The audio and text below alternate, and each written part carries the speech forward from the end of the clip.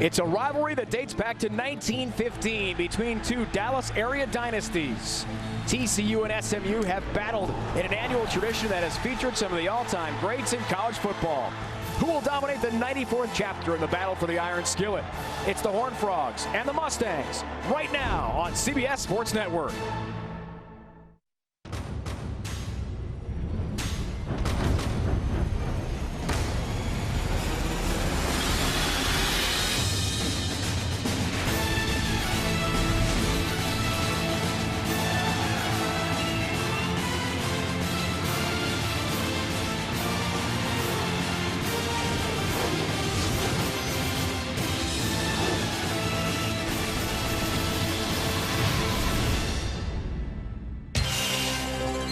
We welcome you to the SMU campus in Dallas, the Hilltop, as it's known here in Big D. Today, we have the 94th edition of the Iron Skillet rivalry game.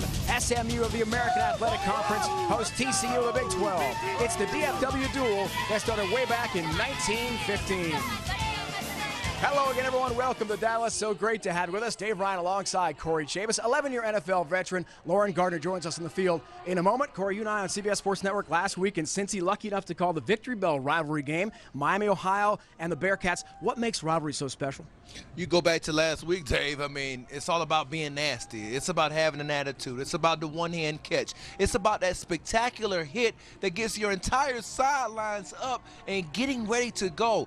That's what a rivalry is all about. It's about energy, and we've got a lot of it right now. Where is TCU partner right now? It's a big question. 4-8 a year ago. That's a distant memory, though, for Gary Patterson, who's had such a great run in Fort Worth in his first 13 full seasons as head coach. 11 bowl games highlighted by the 2010 Rose Bowl winning season. A perfect 13-0 that year. They beat Wisconsin in Pasadena, and now they've got a new air raid offense led by multi-threat quarterback Trevon Boykin. Watch out for Coach P and the Horned Frogs. Watch out. And you've covered this team a lot, Dave, in years past, and you know that they're a team that's built on defense. So making any type of change to an air raid attack, regardless of the scheme offensively, you wonder how that will mesh with Gary Patterson and what they've done here.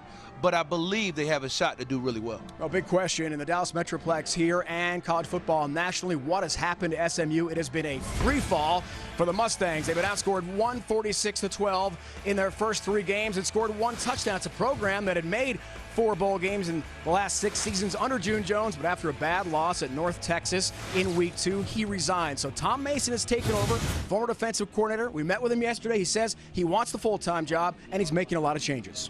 Making a lot of changes, but the number one thing that has to remain the same is that the defensive energy has to be where it always has been under Coach Mason.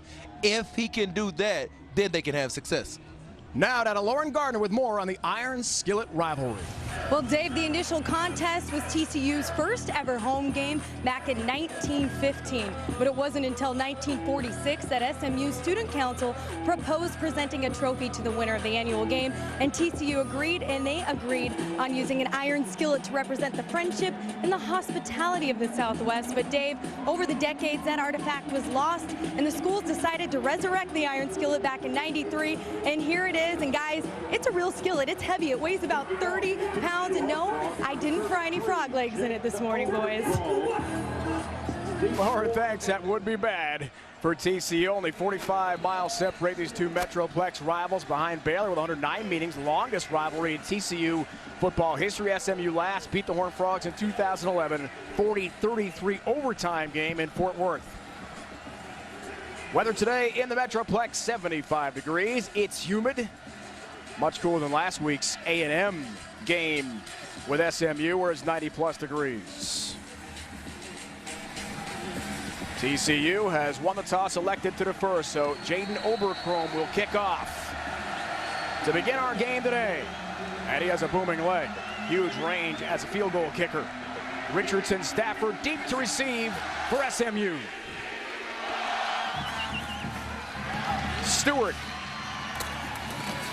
is upended outside the 15-yard line. Let's check the Chick-fil-A starting lineup.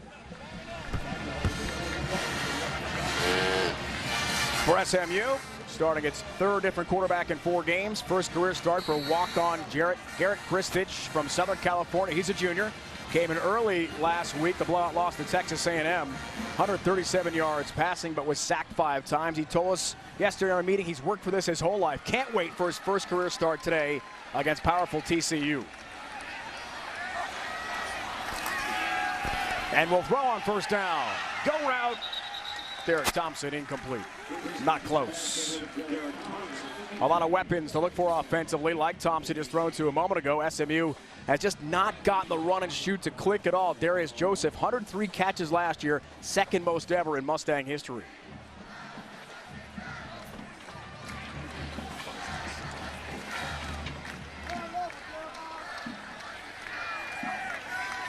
Second down. Prescott line. Stuffed. Gain of 2. Defensively, TCU is loaded, aggressive, physical, and athletic. We had a good conversation this week with star safety Sam Carter. 10 career interceptions to lead TCU. That includes 2 last year against SMU in Fort Worth. One was a pick 6 and a 48-17 Horned Frog win over SMU.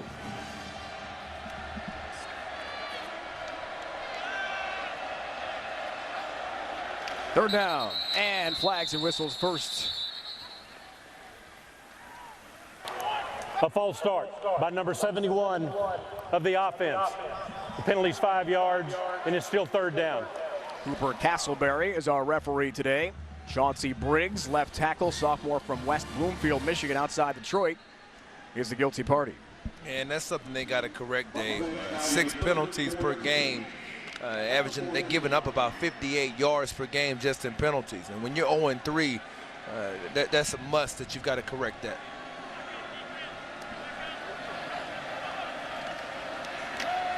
Third down, pressure, Kristich in the grasp, and down he goes.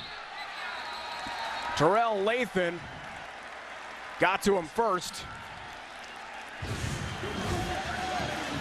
You can take a look at him right over here, and you'll see that when he's coming off, he's got a chance to go against Briggs, and watch the move he uses.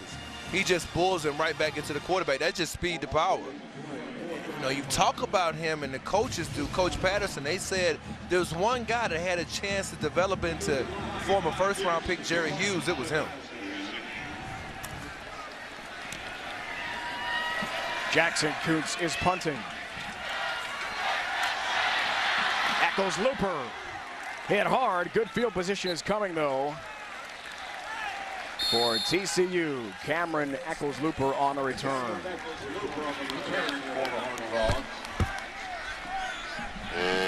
Chick-fil-A starting lineup for TCU on offense. Quarterback, brand new air raid offense we told you about. Trevon Boykin, the junior from here in Dallas, has played running back, wide receiver, and quarterback in his time at TCU due to a number of factors. Now is the unquestioned quarterback of this fast-paced offense that will run and gun all day long. They hope to get 95 snaps in today. He says he's worked hard in the offseason on his passing accuracy, ready for a big year. He's had a great start this season. On a short field. First chance for TCU. Pass play. And the catch brought in by Deontay Gray, the H wide receiver. Boykin, huge list of weapons to throw to. Colby Listenby, a burner, also a star on the TCU track team. He runs a 10.12.100. He's the fastest athlete on the TCU campus, any sport. That is speed. His first 2 career TD catches came against Samford of the SES in week 1.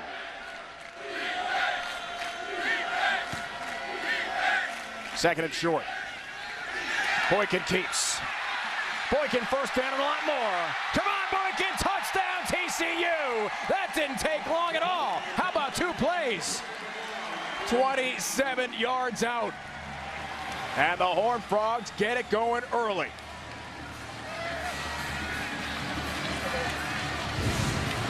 Yeah, they're bringing an all-out blitz. You see they've got everybody in man coverage, and if you don't get him on the ground, then this is the problem. And when we talk to Coach Patterson, he feels like Boykin deters a lot of blitzes because of that. When you blitz, if you don't get there, he's a threat. He's a running back or a wide receiver with the ball in his hands. Jaden Oberchrome has his 89th straight made PAT, and all-time TCU record. He has never missed. Boykin has been a running back. Boykin has been a wide receiver and a quarterback. He is a threat. 7-0 TCU. College football on CBS Sports Network is being brought to you by Miller Lite. Back in its original look, it's Miller time. By Rolaids Rapid Relief. And by Quicken Loans, for a mortgage experience that's engineered to amaze. Greater Dallas-Fort Worth, more than 6.8 million people live here. And what a weekend for sports. Arkansas, Texas A&M at AT&T Stadium. Jerry Jones' house just down the road, 3:30 Eastern on CBS Sports today. The Saints play the Cowboys tomorrow night. Texas State Fair is going on. It's a busy time in the Metroplex, including the Iron Skillet rivalry game here today at SMU at Ford Stadium. Boykin touchdown runs, 7-0 early TCU. Oberchrome will kick off.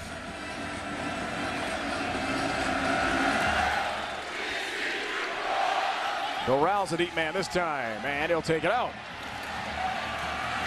Nothing doing. Stop inside the 10. Let's take a look at today's TrueCar keys to success, Corey Chavis. Well, for TCU, it's all about staying on the field. And what I mean by that is they've got to convert on third down, stretch the field. They've done that early in the season. I thought they left some opportunities on the ground against Minnesota. Will the car ever get going? You talk about the Mustangs. You think about a Mustang. Can that running game, I mean, their running game has been atrocious so far this season.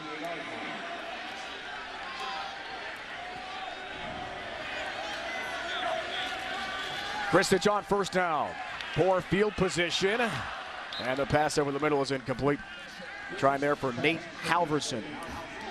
One thing we didn't talk about is Jonathan Anderson replaced Paul Dawson in the lineup. Watch him on this delayed blitz, number 41. He replaces Paul Dawson, who has 6 career double-digit tackle games and is their team leader in tackles. And that just kind of goes to show you the versatility of this defense. A guy like Anderson replacing arguably their most instinctive linebacker and getting it done. On second down. Not much doing there for Casey Lemche, second leading rusher, junior from Katy, Texas, outside of Houston. The run game for SMU has been miserable, only 29 rushing yards a game, 88 total in 3 games. That's worst in the nation. 6 different major categories, both sides of the ball. They are 125th, last in the FBS. It has been a mighty struggle for SMU. Maybe it changes today. Third and long. Kristich, pocket collapses again, and Anderson gets to him, and down he goes again with help from Marcus Mallett. Loss of 2, the second sack of Kristich coming in. SMU QBs have been sacked 21 times in 3 games. You can see off the left side Josh Carraway, and that forces him to bounce it inside to Anderson. And the reason Anderson is playing is probably because, number one, what you talked about, the fact they've struggled on the ground, where Dawson is the best as their run defender, and Anderson gives them more coverage against this run and shoot offense. Kuntz punts again. This looks familiar. Ackles Looper lets this one bounce, and a good SMU roll inside TCU territory. Still great field position. At about the 48, TCU, Boykin, powerful offense back on the field when we return to Dallas. College football action continues tonight on CBS Sports Network, highlighted by Boise State taking on Air Force in Colorado Springs at the Air Force Academy at 7 Eastern. Don't forget about Western Kentucky, that high-powered offense against Navy. And Keenan Reynolds, their great quarterback, coming up at 3:30 Eastern only on the 24-hour home of CBS Sports. Look at Western Kentucky and Brandon Dowdy. He's had a great year so far, Corey, with almost 1,500 passing yards. But not a surprise if you watched how he ended. Now, he threw a lot of interceptions last season, but I believe that this year will be a better year for him than it has so far. Colby Listenby, big threat offensively. We told you about a burner. 10-1-2 in the 100. Also a star on the track and field team. On the handoff to B.J. Catalon, his first carry of the day. Upended on the play by Darian Richardson. But a nice pickup by Catalon, who's the leading rusher for TCU the last 2 years. Game 7 there. Boykin is their leading rusher. Coming in this game, their third of the year. TCU 2 bye weeks already.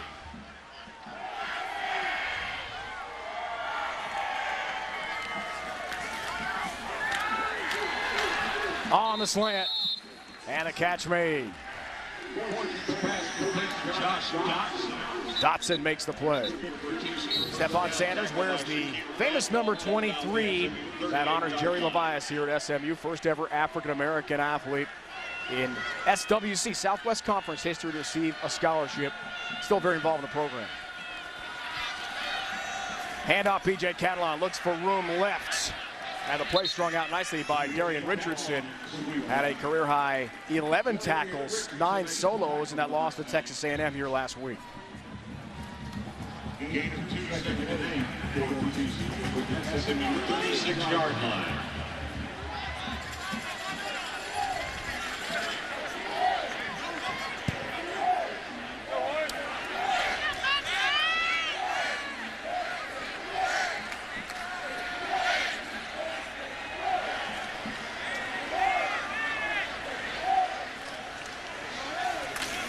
TCU on the move again, and Boykin will throw. This time Dotson can't bring that in.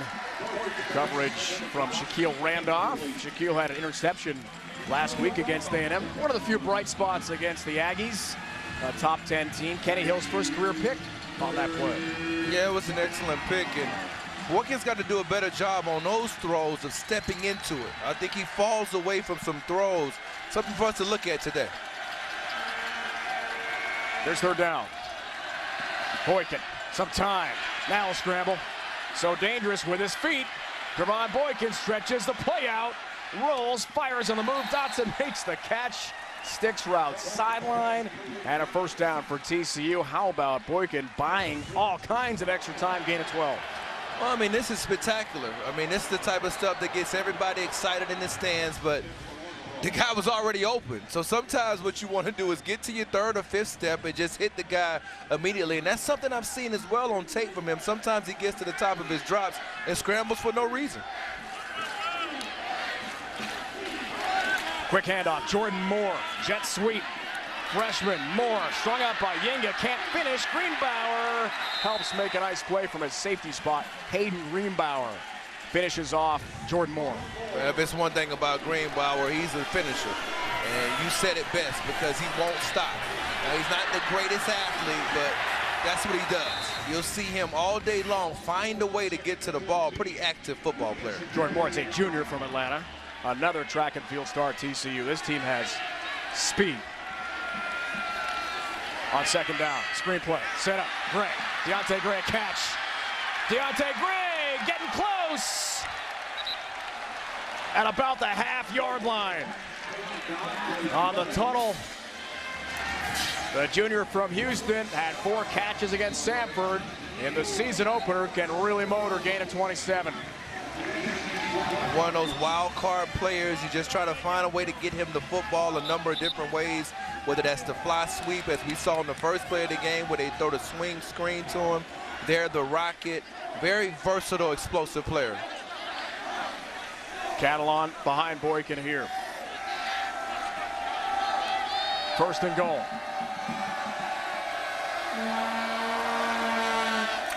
Catalon navigates and dragged backwards. Good push up front, no gain. Mason Gentry, redshirt freshman from Plano here in the Dallas Metroplex, makes the play. Gentry, he's only 250 pounds. He does a pretty good job of getting on the side of Brady Foltz. And then you got some legitimate help that time from Zach Wood as well. So they've got some players who've known to compete here. Wood is somebody the coaches laud for his consistency and effort. Jumbo set here with 2 tight ends. Murphy and Jones flank Boykin. Second and goal. Catalon runs into trouble again and is pulled backwards. Stephon Sanders got there. Greenbauer helped out, no gain. Third and goal. He didn't just get there now, partner. He smacked him. And for me, I like seeing the smackdown. And that was what it was right there. He met him in hole and said, you know what? You're 190 pounds, I'm 250. Let me make change. 10th play of the drive here at third and goal.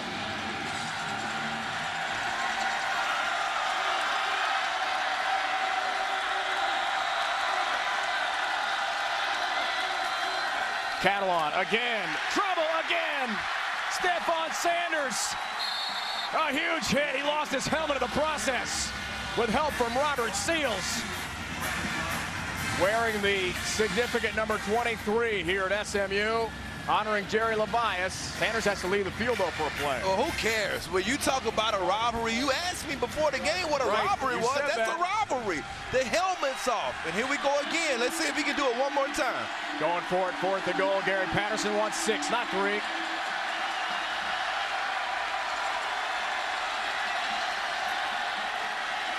Play fake. Boykin scrambles, end zone, incomplete. Intended for Cliff Murphy is tight end, and how about SMU? They hold, and the Ponies take over. A spirited defensive stand for SMU. Led by Corey's guy, Stephon Sanders, with 2 huge hits. And in the end, Boykin and company are denied. SMU takes over when we return. And now it's time for Do Game Day Right, brought to you by the all-new LG G3. Back in 1963, SMU played at Michigan in Ann Arbor, lost a hard-fought game 27-16. After the game, Ford chairman Lee Iacocca went to the SMU locker room. He told them Ford has a new car coming out, and we're going to name it after you because you're quick and you're sporty like the brand new Mustang. Other names being considered were the Cougar, Bronco, and Cheetah. But that's how the Ford Mustang came to be. That's a cool story, huh? Yeah, it is. You know, my mom had a Mustang, and she's listening out there, little 5.0, so she likes that story a lot. How about the defensive hold partner for SMU? Yes, poor field position, but it might be their biggest sequence of the season so far. On 1st down. Catch made on the screen from Kristich. Kristich's pass complete to Darius Joseph. That was just a good stop by Anthony Tejada out there at cornerback. They talk about the 10, 300-meter speed, but you got to get off start blocks if you're 170 pounds in a redshirt freshman. And that's exactly what he did on that last one. Very good play in corner support. Darius Joseph, star from last year, first catch. 2nd down. Kristich, it'll jump pass, dangerous play to Prescott line. Boy, that's tough from your end zone. It gets out to the 6 before TCU snuffs it out. Gain of 2. The walk-on with his first career start, and this is not maybe. Well, they actually have this as part of their offense, Dave, surprisingly. I've seen it on tape a couple of times. All right. And, you know, it's one of those things where you're trying to get the defense moving laterally and maybe find a little bit of a seam. You're right, though. That last one was pretty dangerous. Nice play by line of traffic to make the catch. 3rd down.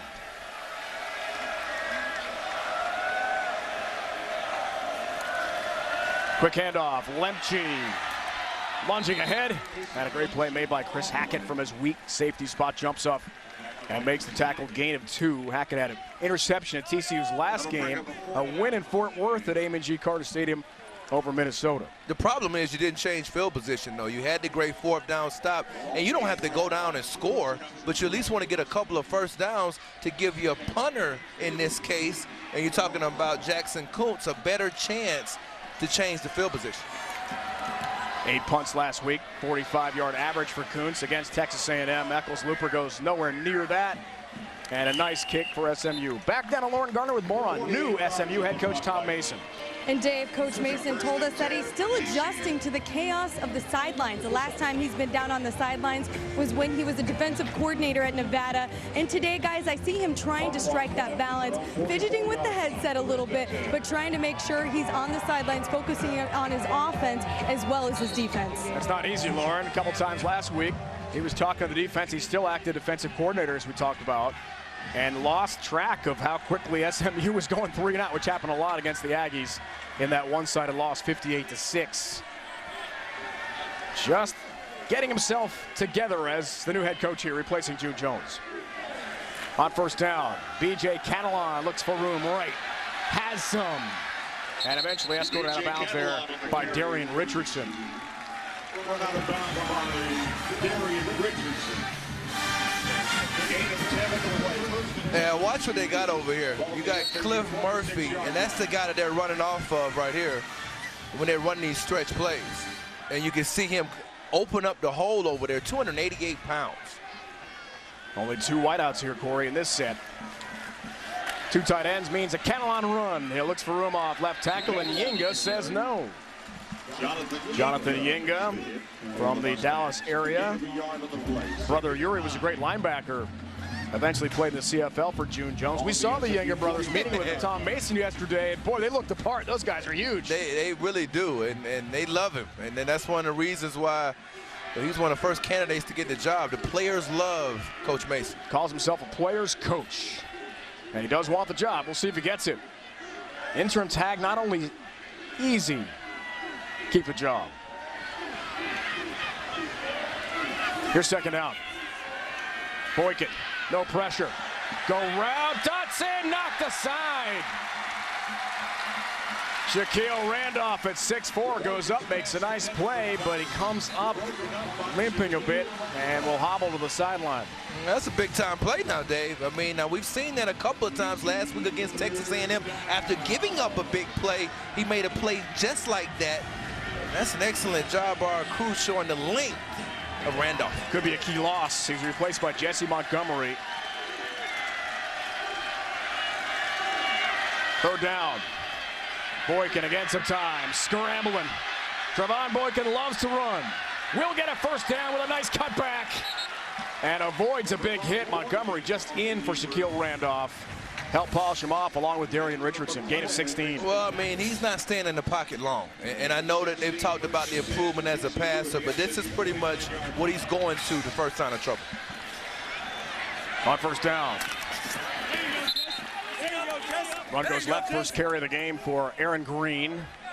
He's a transfer from Nebraska, 200-pound junior from San Antonio. He had 72 yards against Iowa State last year. Played 12 games for the Huskers back in 2011.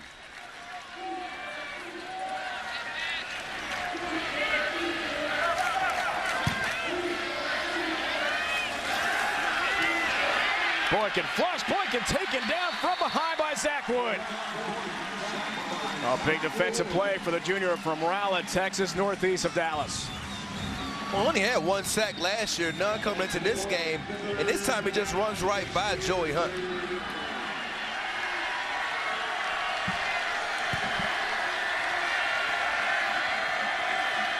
SMU spirited defensively in our first quarter. Gotta like what they're doing.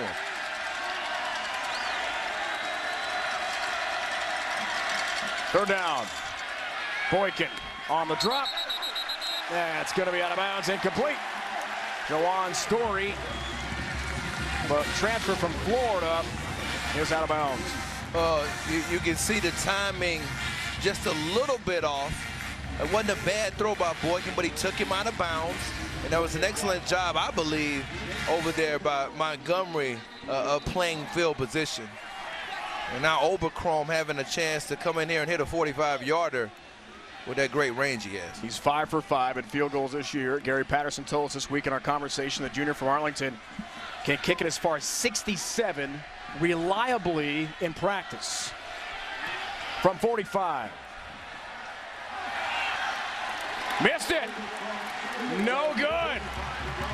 The first miss of the year for Jaden Oberchrome. And again, SMU's defense holds. Still 7-0. Well, that's one of those where there's not a lot of wind involved. It's pushed it a little bit to his right. It's an excellent hold at times. So a bit surprised. At least that's the way he looked after he pushed it to his right. Jaden had a 56-yarder against Kansas State, 1 yard shy of the all-time TCU field goal record. So he's got a booming leg, but can't come through that time. Christensen in the offense, in better field position for a change. Hang on. That might back him up 5 on a false start. Spoke too soon. Can't have it. Cannot have it. An illegal snap by the offense. It's a 5-yard penalty, and it's still first down.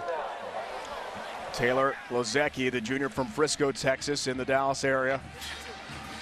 He's been playing since his freshman year, Dave. Yeah, so Conference USA freshman team member back in 2012. You're right. We had him. We had a game, me and you together again, watching him back during that season. So that's disappointing.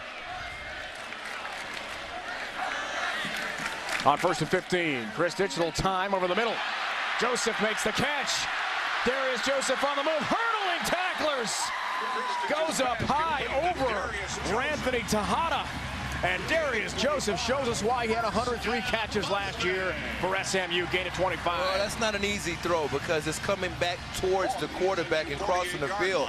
And they talked about him getting back healthy. You asked about that. And boy, he looked like he had a little bit of added burst on that one. Missed the North Texas game, week 2 with a hamstring problem. He's explosive. Biggest play of the game so far. Pope runs on 1st down. And looks for room. Right, not much there. Hackett helped finish off Kevin Pope, who had 91 tackles a year ago as a linebacker. He's gone back and forth as Kevin Pope here, partner at SMU, between running back and linebacker. 49-yard line. They got to keep running the ball with him, Dave. He had an explosive run against Texas A&M, ran over the safety Howard Matthews in the middle of the field. This guy can run the ball a little bit. Here's 2nd down. Go route. Chris Ditch. It's incomplete. Tejada was there. Pass intended for Jeremiah Gaines. Jeremiah Gaines, intended receiver. Chris Hackett on the double team coverage down the sideline. 3rd down coming up. Well, you got to be careful of how you throw this football. You got another weight advantage. This guy's 230 pounds and has a step on it. Give him a chance to make the play. Don't try to make it into a speed matchup against a guy who runs 10-3 in Tejada. Use the size to your advantage. 3rd down. Chris Ditch, short pass. Halverson off the shoe tops, can't bring it in. Incomplete. Gotta wonder what Tom Mason's thinking here. On a short field. You're 0-3. You've scored 1 touchdown all year. Doesn't look like you'll go for it. Yeah, well, there's always the possibility of a fake punt. And if now you got to keep your punt safe unit in if you're TCU, and that means keep your defense on the field. And you can see most of the defenders, their entire starting defense is on the field anticipating maybe some type of fake. Kuntz punts again. Eccles Looper watches that drop, and a nice kick by Jackson Kuntz, averaging almost 43 yards a punt. The true freshman from Oceanside, California, San Diego way. Defense, name of the game, 1st quarter here from Dallas. We had a penalty against SMU, illegal formation. So Kuntz will re-kick here for the Ponies, sporting their brand new red helmets. First time they've used them, looking sharp. Eccles Looper indicates for the fair catch and makes it. And a flag flies, some contact after the play. Emblematic of the way the year has gone. First illegal formation, Hurts on field position with a 2nd punt, then the extra tap there on the Eccles Looper. Fair catch will cost the Mustangs some more yards. 35-yard kick. After the play, a personal foul by number 8 of the kicking team. It's a 15-yard penalty, and it's 1st down. Jordan Miller. Well, he tried to stop himself. But then, you know, I don't know what he was seeing from that aspect. I thought maybe he had come from another angle, but he had already gone by him, and then he retracted his steps. He seemed a little bit maybe confused on the flight of the ball. It's the little things, Corey Chavis, that become big things, right? Well, no question. And I think sometimes, you know, you discount the sun, the factor of the sun, and now that could be in your eyes as a cover guy. And maybe that's what happened to him on that play. The first punt took them to the 8-yard line. Now, after the 2 penalties, they're outside the 30. Catalan spins away from trouble and gets stood up and sent backwards. B.J. Catalan on the carry. Nice hit by Jonathan Bordano, the senior from New Braunfels, Texas, northeast of San Antonio. There's also a good job by Cameron Smith, number 96, of forcing it to him by holding up at the point of attack. The defensive line playing pretty well so far. Final moments of the quarter. 2nd and 10. Boykin, go route. Listenby with a great speed, but Colby Can't bring that one in. Let's go back down to Lauren Gardner. How's Shaquille Randolph doing, Lauren? Well, Dave, it doesn't look very good judging by the picture right here. He had a sleeve on his left knee for the start of the game. He came off after that last series, threw his helmet and mouth guard on the ground, looking very frustrated and upset. The trainers have put some ice on that knee right now. No word as to whether or not he will be returning. That's bad news, Lauren. He's their best cover corner, and at 6'4", real threat athletically. Third down. Boykin flushed. Some pressure. Throws on the move. Incomplete. That was nearly picked off. Jesse Montgomery, who's replacing the injured Shaquille Randolph, elevates on the sideline. Might have a little There bit is of a flag down. Legal use of the hands, maybe. Horace Richardson was there as well, partner. A personal foul by the defense, number 96. Whoa. He lost his helmet and continued to participate in the play. It's 15 yards and a first down. Oh, man. I want to know how he lost his helmet, Dave. That got ripped off. It was Cameron Smith there. Let's take a look, see what happened. It's always interesting when somebody's helmet comes off as to how it came off. That was Richardson on the sideline. And now Montgomery made that great breakup. Almost had the pick a moment ago. Another penalty for SMU. They are moving backwards. Just shooting themselves in the foot time and time again. You can't do that. Kyle Hicks, a redshirt freshman running back from Arlington, Texas, picks up 11. Yet another SMU defensive lapse here on a tough drive. So many TCU weapons as we end the first. SMU, a couple of great defensive stands. A missed field goal from Oberchrome. They held them on 4th and goal as well. 7-0 TCU after the first. You're watching American Athletic Conference football on CBS Sports Network, the 24-hour home of CBS Sports.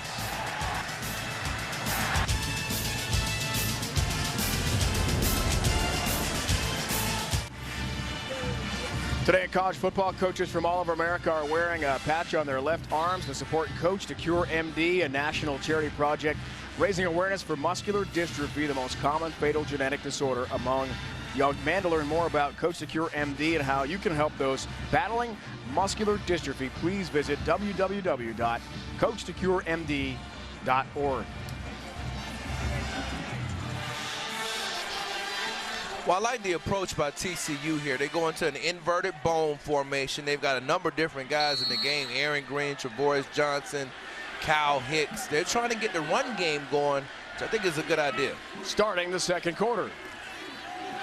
Green runs left, looks for room. Yenga strings it out nicely along with help from Jonathan Bordano. A lot of weapons.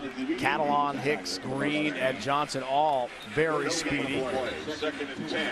Running backs for TCU. You didn't like the first quarter from Boykin, passing-wise. Why? Well, I just thought that he got a little frenetic in the pocket with his speed. He's got to settle down, and when guys are open, he's got to stick the ball in there. It was 5 of 10 passing in the opening 15 minutes. SMU shows some pressure. End around play. Deontay Gray with the wheels. Looks for room, spun away from tacklers, and eventually is brought down offensively. Not easy to do. Eli Nabashosi makes the play. Well, watch Yenga run, number one. I mean, you talk about speed from the inside linebacker position. He ran him down, and that's not bad in pursuit. It was a good play designed by TCU and excellent ball handling by Boykin. Big pickup, first down.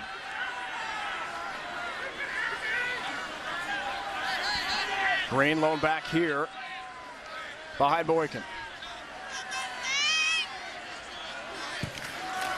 Who's passing on a three-step drop? Listenby can't bring it in. That is incomplete. Covered from Ajay Montez defensively for SMU. Listenby, the burner we talked about, one of several track and field stars for Gary Patterson. Coach P has always recruited great athletes first. Sometimes they'll change their position from high school, but athleticism always a big part of TCU football. Well, you got to learn how to, you got to get good at receiver. And you know, I know they're great athletes and they can run, but we'll talk about it after this play. Screen set up. And a drop. Play incomplete to Josh Dodson. Yeah, what I was about to say, Dave, was, I mean, again, well, this is just a screen right here.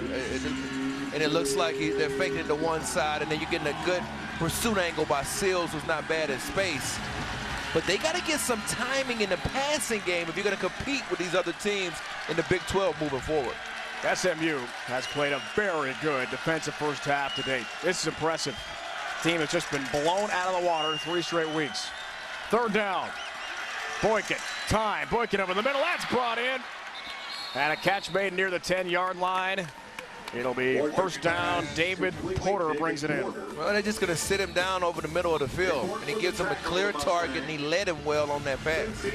Pretty good throw by Boykin. Leading receiver for TCU coming into this game. On first down, Catalan, some room. Catalan, end zone, touchdown, TCU. B.J. Catalan from 9 yards out. Well, you're going to see about halfway through him. Watch him give this leg right here. Give it to you and take it back away from you, Darian Richardson. I can dance a little bit, and that was an outstanding move. You can create separation in the open field where you can be herky-jerky like that.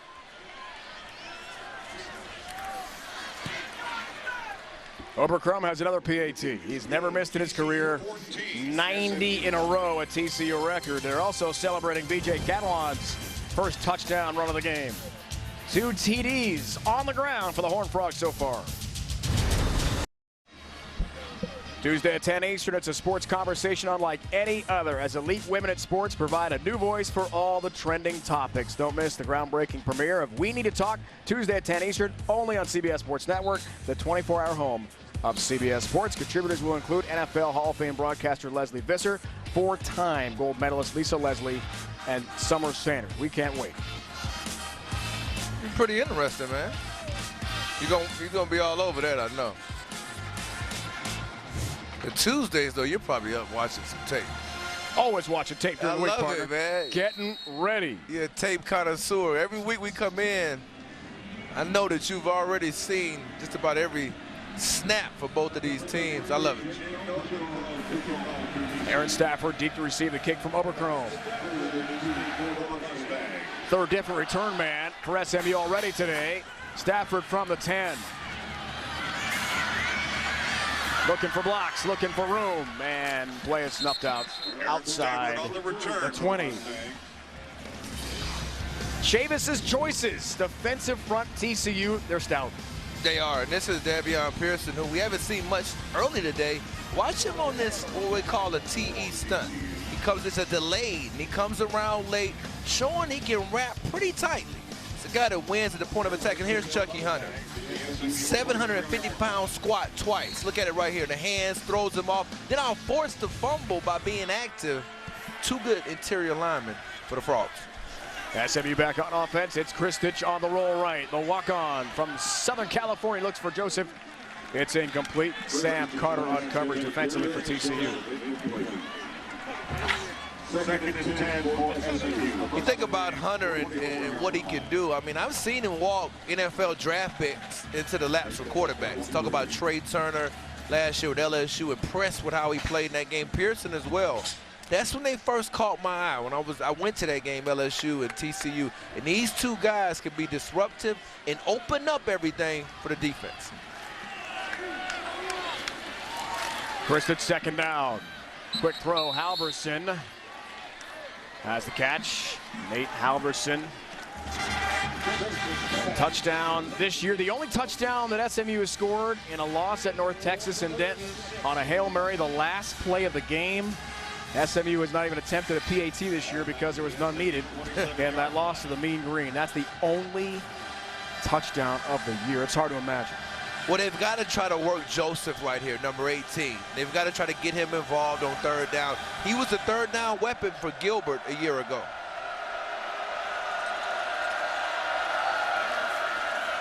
Kristich on third down, nearly intercepted, incomplete. Cedric Lancaster, intended receiver, and Derek Kindred. It was a dangerous defensive back and free safety for TCU broke it up. Yeah, he's the guy that kind of catches my eye on tape of all of their defensive backs because he plays with a vengeance. And he's a guy that they'll match up sometimes. That was a time in man coverage he did a pretty good job. Sometimes he'll step forward and have some false steps in man coverage, and that'll hurt him. But I think he's an instinctive player who reminds me of another player Texas fans will know in Houston, Texas safety. Look out, Kuntz! What a play! And he'll run for the first down. Jackson Kuntz realized he was in serious trouble, pulls the ball up, and runs for the first. It's a 7-yard gain. How about that play, Corey Jameis? I like the athleticism, no doubt. And he, you know, I saw him get excited after the first punt he had inside the 10.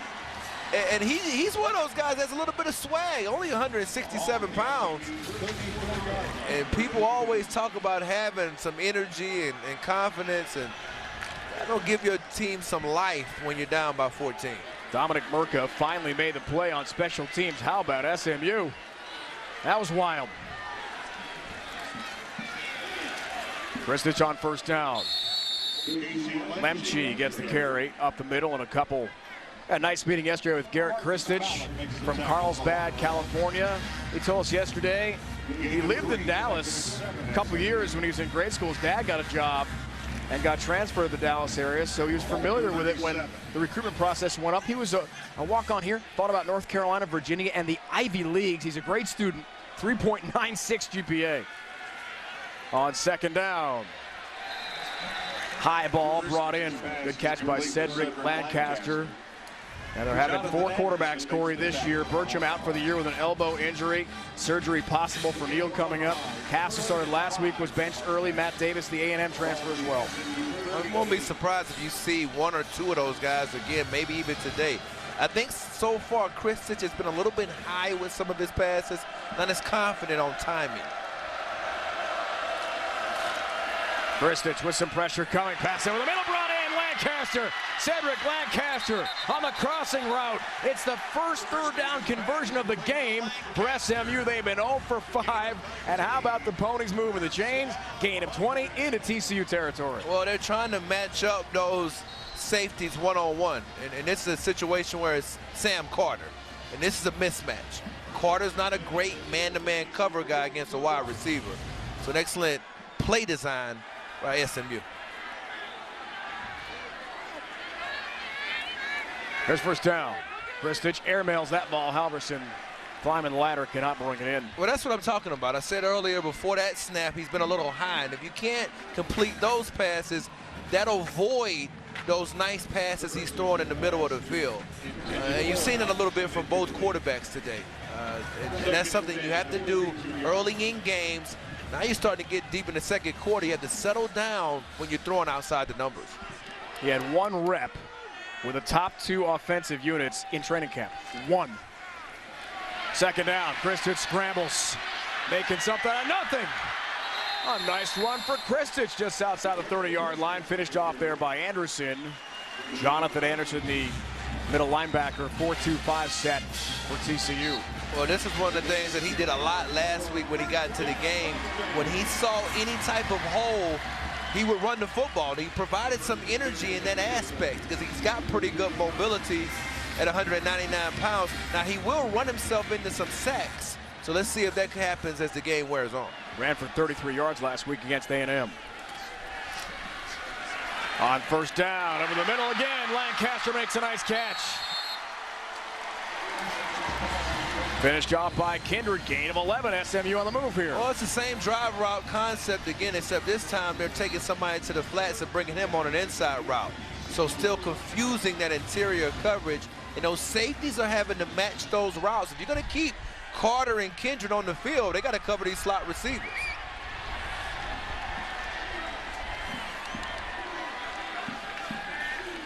On first down, quick out, Gaines makes the catch. Jeremiah Gaines, dragging tacklers. He's inside the 10 to the 6-yard line. Anthony Tejada, not easy to drag down. Jeremiah Gaines at 235 pounds. Well, I thought he has a little bit of a gait. You see how he pushes Tejada off the ball, and it's a tough tackle. When you're 230 pounds and Tejada's 170, it's tough to bring this big guy down. It's like tackling a tight end on the edge. So that was an excellent, again, play design, like what SMU's doing on this drive. Gain of 15. Can it be for SMU? First and goal here, Corey. They've scored 1 touchdown all year. First down, Pope up the middle. Kevin Pope pounds inside the 5. Tua'ua help makes the play defensively. Today's Red Zone being brought to you by Verizon. Numbers not good in any stat really all year long for SMU. Haven't been down here a lot. I went to see him play against Baylor the first week of the season. Weren't down there much in that game. Had some chances against Texas A&M. I like the formation here, run-based. 13th play of the drive. Prescott line next to Kristich. It's going to be line. Navigates, lunging forward. Did not get there. Stopped by Mike Tua'ua again. Had a forced fumble against Samford of the FCS in the season opener for TCU. Well, think about this, Dave. You've already had a 4th down stop on the other side by SMU. It's 3rd down and 1. This, to me, this is your season right here. You've got to make a statement right here that we're a tough football team. We're tougher under Tom Mason right now. 3rd and goal. Kristich tripped up. Marcus Mallett diving through the line, tripped up Garrett Kristich. 4th and goal. What's Tom Mason thinking here, partner? You got to go for it. There's no other answer. You stop them on 4th down. You get a 4th down conversion here for a score, and this crowd will erupt. You already see the sidelines erupting. Good call by Coach Mason to go for it right here. I'm with you. It's going to be disheartening if they don't get any points out of it, but you got to try in an 0-3 season. 4th and goal. Play action. Kristich end zone knocked aside. Incomplete. TCU holds. Joseph, the intended receiver. James McFarland knocks it down. And TCU stands strong on defense. Had a chance on 4th and goal. The play fake and the rollout looking for Joseph. McFarland jumps in the way, and SMU bumming on the side. Former NFL Ironman London Fletcher joins Anita Marks, Brandon Tierney, Amy Trask, and Fred Smoot as they get you ready for Sunday's action. That other pregame show tomorrow morning, 9 Eastern, only on CBS Sports Network, the 24-hour home of CBS Sports. Corey Chavis, so close for SMU. 1st and goal. They couldn't finish it off. It all got started with Jackson Kuntz and the heads-up ball handling by the punter, but unable to cash in the end. Well, they got it going with this play. They got it matched up with Lancaster against Sam Carter. And then he hits another pass. And then now you're showing the legs, which we saw a little bit last week against Texas A&M. And here's where it all ends for him. It's great play on the edge, keeping it contained and being disciplined by James McFarland. And it's more great play than any mess up, in my opinion. First drive to start inside the 10 for an SMU opponent all year long, and Boykin wants a timeout. We'll talk things over with Gary Patterson. TCU calls their first timeout of the half. Well, one thing you can't forget about, Dave, is the fact they're at the 1-yard line. And so there is an advantage to maybe getting stopped sometimes. I mean, imagine if you're a punter and you punt the ball down inside the 5 at the 1-yard line. So this is a very, I would have to say, good position for the SMU defense to be in. Tom Mason taking over for June Jones' 8th year here in the Hilltop. Had been defensive coordinator and associate head coach. And September 8th, June Jones called Coach Mason and he said, I'm about to announce in about 10 minutes that I'm leaving and you're going to be the head coach. It happened very quickly on the Monday after that loss at North Texas at Denton. He had been the interim head coach for Boise State for 10 games back in 1996. He told us yesterday, interesting conversation, you and I and Lauren, with Tom about different things he'll do this time around as the interim head coach. A lot of changes.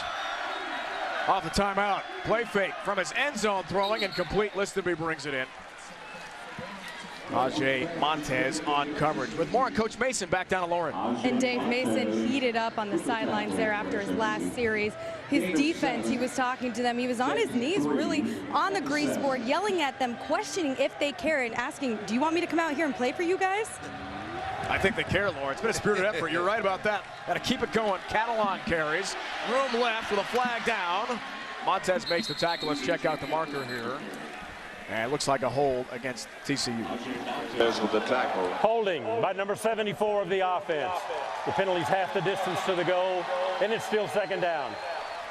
Hala Pulavati Vaitai. How'd I do? You did great. I mean, I knew you were going to ace it. You don't ever mess things. They call him the Big V for short. We spoke with Doug Meacham, offensive coordinator for TCU this week. Yeah, well, I don't know if you can really get a good look at. Well, there you go. I mean, you got a little bit of a look holding against Zach Wood, number 90. Trouble! Boykin! Look out! On the end line, that should be a safety. There is a flag down. That's the second bad snap of the game by Joey Hunt, if that was an erratic snap. Offside by number 90 of the defense. It's a 5-yard penalty, and it's still second down. Oh, is TCU happy that Zach Wood jumped early? Way over, no question. And that wasn't a good snap, however, by Joey Hunt. Again, that was the second snap that he's had today that's been a little bit off the mark. Something for us to watch moving ahead.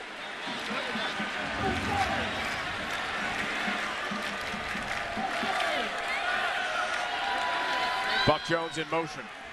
B.J. Catalan bounces left again. Greenbauer comes up. Help from Ajay Montez to make the play defensively. That was a wild play there a moment ago. Boykin on the end line. A little panic and throws it off the crossbar. We've seen some interesting ball handling in this game today. Well, I think what's interesting as well is Vitai's kicked over the left tackle.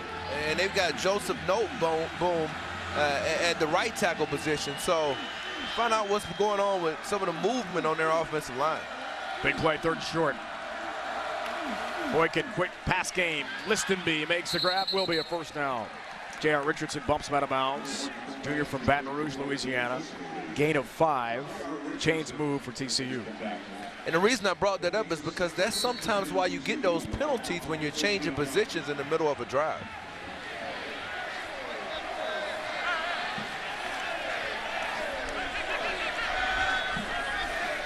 Here's first down. Boykin passing. And Dotson stretching, can't bring that in, incomplete.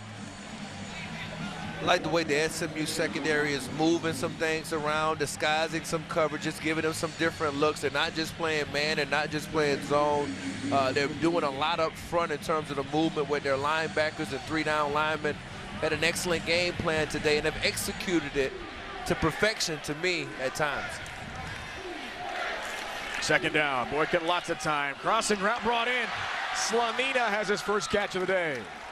Stopped by Darian Richardson. Ty Slanina, sophomore from East Bernard, Texas. And this is kind of what he does. He's a guy that runs a lot of option routes in the middle of the field. He's got good hands.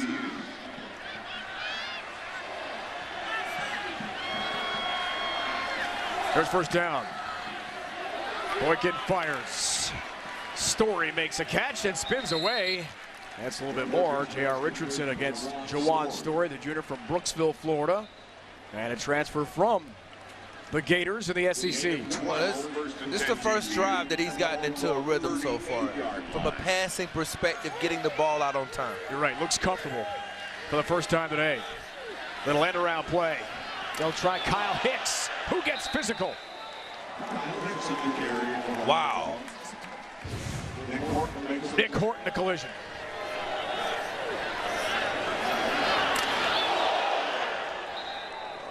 No reason to say anything about that. When they talked about his speed and ability to run things down, I didn't know he was also the postman, because they showed up at the post office and he delivered the mail.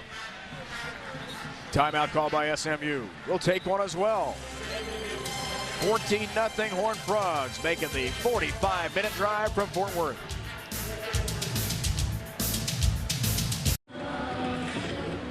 Back in Dallas, time again for LG's Scene. because you know I'm on it. This doesn't happen overnight, does it? No, we go all out when we have a tailgate here. What are we eating right now? We're eating pancakes and sausage and, well, it's a burrito, but hey, we'll take it.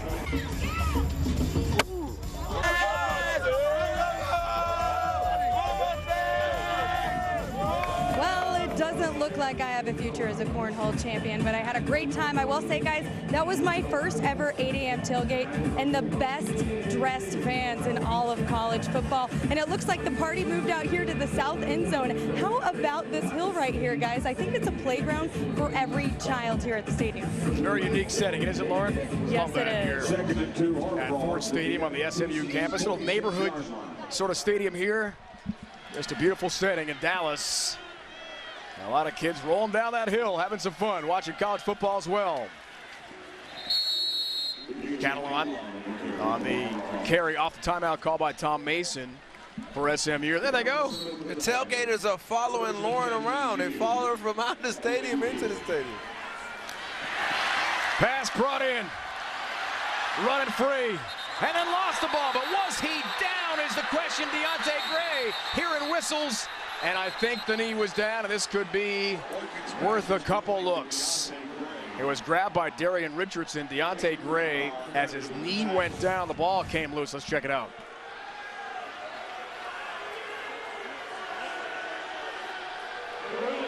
Knee down, still has it. Hit by Greenbauer. Good call. Great call. No doubt about it. Yeah, Boykin was trying to get up to the line to hurry in case there was a review. Gain of 22. We will have a video review here, but I think that call will stand. Yeah, I agree.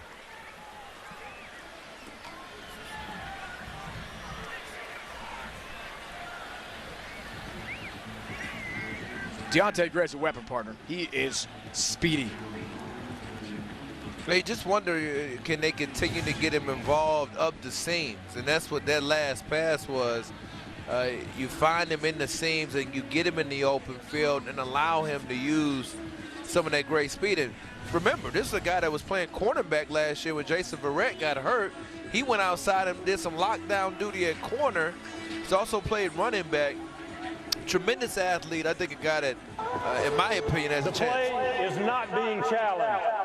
SMU is charged with a timeout. Second timeout of the first half used by Tom Mason. And no video review on that. That was a great call live by the officials. Fantastic call. Yeah, they do a good job. I mean, more times than not, their eye speed is second to none. And I think a lot of times even underrated how quickly they can see and process things. Boykin up to 11 for 19, 119 yards. Finding a rhythm, as Corey talked about. 10th play of the drive here. On first down, Catalan, flea flicker play back to Boykin. Deep ball looking for Dotson, incomplete with lots of coverage led by Hayden Greenbauer for SMU. Incomplete. Hayden Greenbauer with the coverage for the Mustang. Second and 10 TCU. Yeah, you got a chance right here to maybe come back from the weak side if you're Horace Richardson and picking that off. But he can't quite get over there, number 9. He was the guy that didn't have a threat to his side. Shaquille Randolph, by the way, is not returned for SMU. On second down, screenplay, set up Gray again. Deontay Gray with the speed. Here he goes. End zone, touchdown TCU. From 28 yards out, a burst for 6. For a touchdown of 28 yards.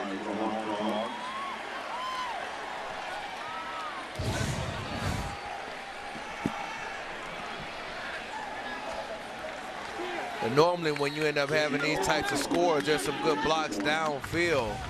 And there was an all-star block on that play.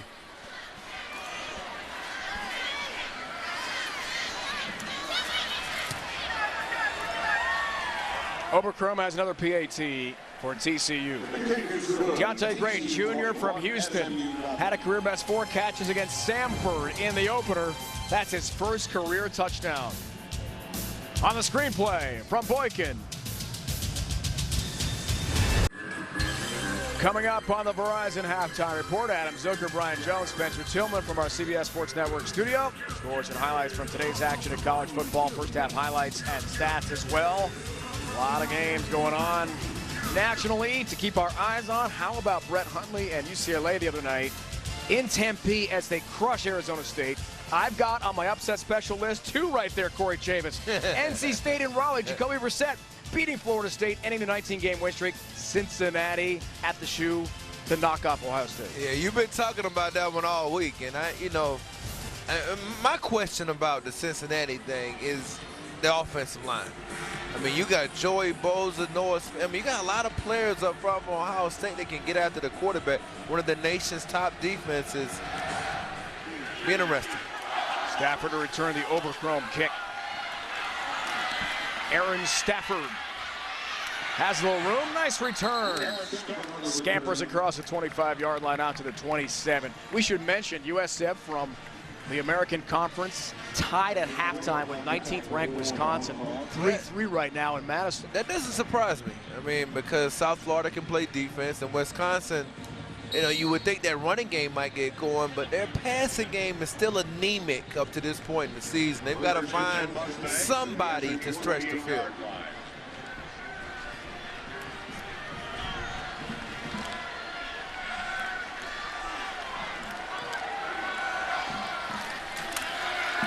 First down, Kristich, pocket collapsing. And Joseph goes up high, makes a nice catch.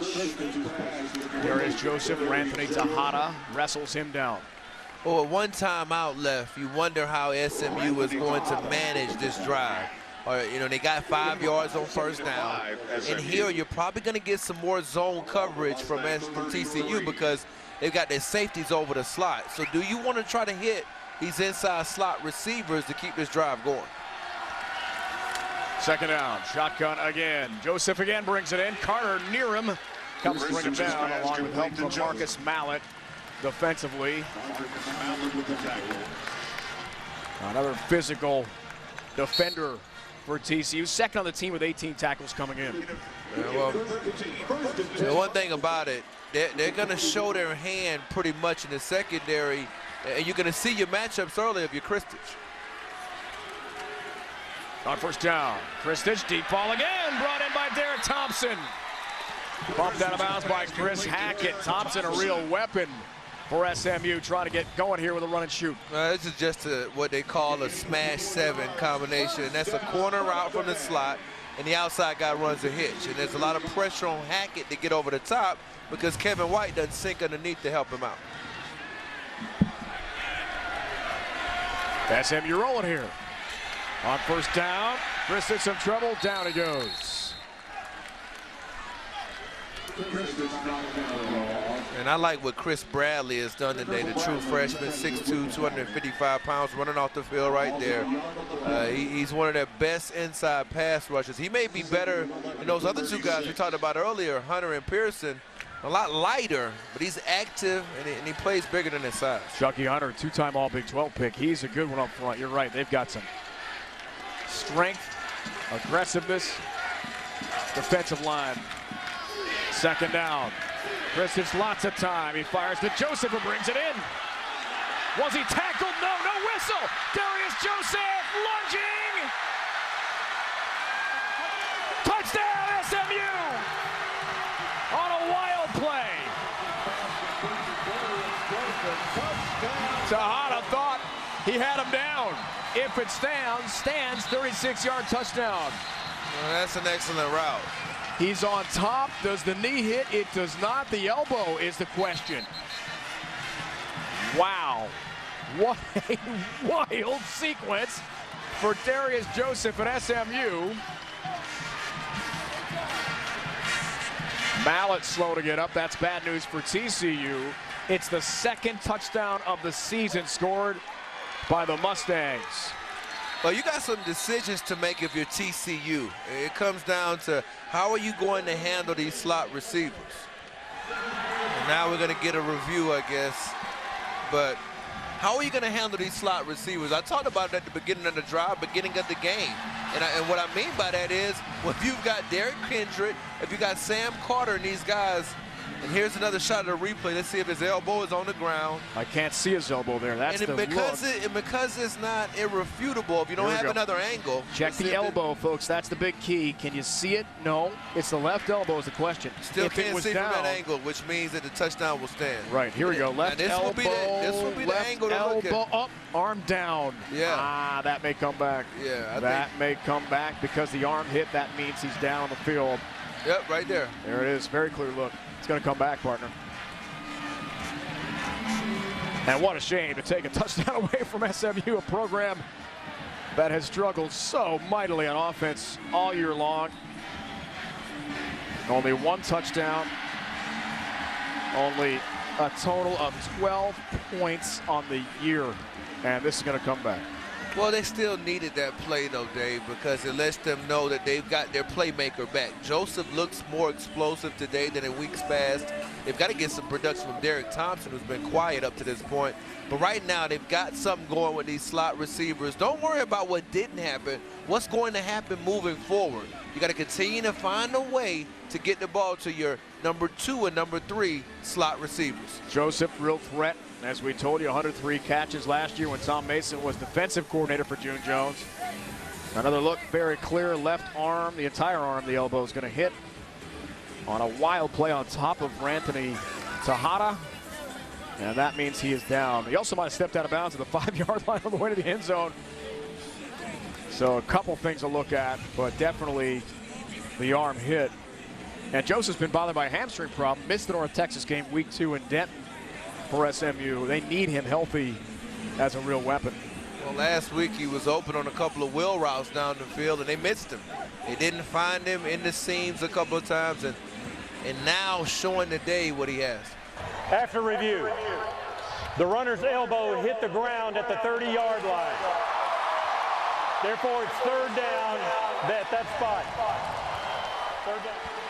And a gain of 6. And Coach Mason of the Ponies, they just can't catch a break.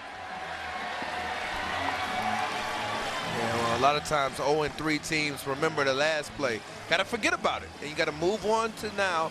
And what do you do here? What matchup do you find? What is Christich thinking as a quarterback?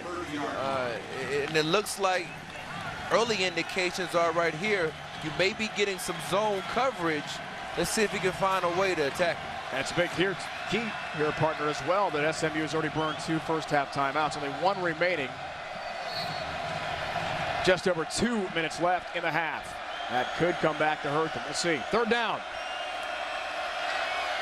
How will they respond? Touchdown call back. High ball brought in by Gaines. Nope, incomplete. Jeremiah Gaines, a sophomore from Red Oak, Texas, south of Dallas. And these are the throws that you got to make and keep in bounds. We've seen 1 from Boykin, now 2 from him. You get excited when you see that open target. And now you're in a situation where you got to go for it on 4th down, which is never advantageous for your offense. Already they're 1 for 2 on 4th down tries today, including the 4th and goal. Going for it again in a short field. Christich, time, deep ball, Thompson, incomplete, way overthrown. Coverage there by Kevin White, the 4-year starting defensive back for TCU. And again, the Horned Frogs bend, but they don't break. Well, look at the guys inside, though. Watch these slot receivers right here. Do you have anything open? Not really. So, I mean, even though he took a shot there, now there was somebody coming open late, and that was number 84, Jeremiah Gaines, but he didn't see him and probably felt a little bit uncomfortable trying to wait for that to develop. So the route design that time, designed to go deep a little bit, surprisingly, other than the one in the middle of the field to draw the coverage from the linebackers. Christich told us yesterday he's taken so many mental reps getting ready for this moment, this day, first career start.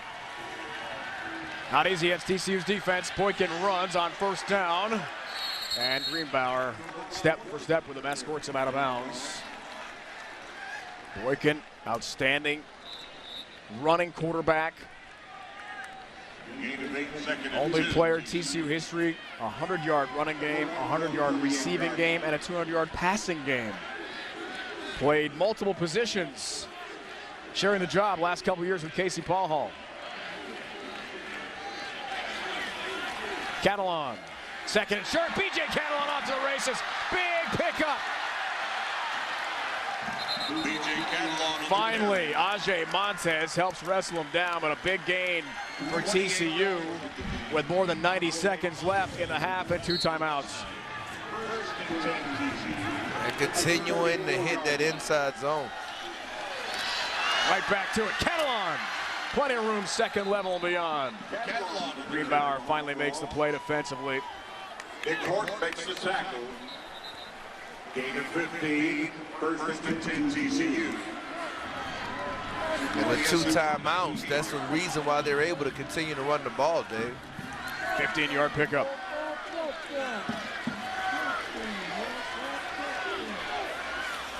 On first down, Green, some room.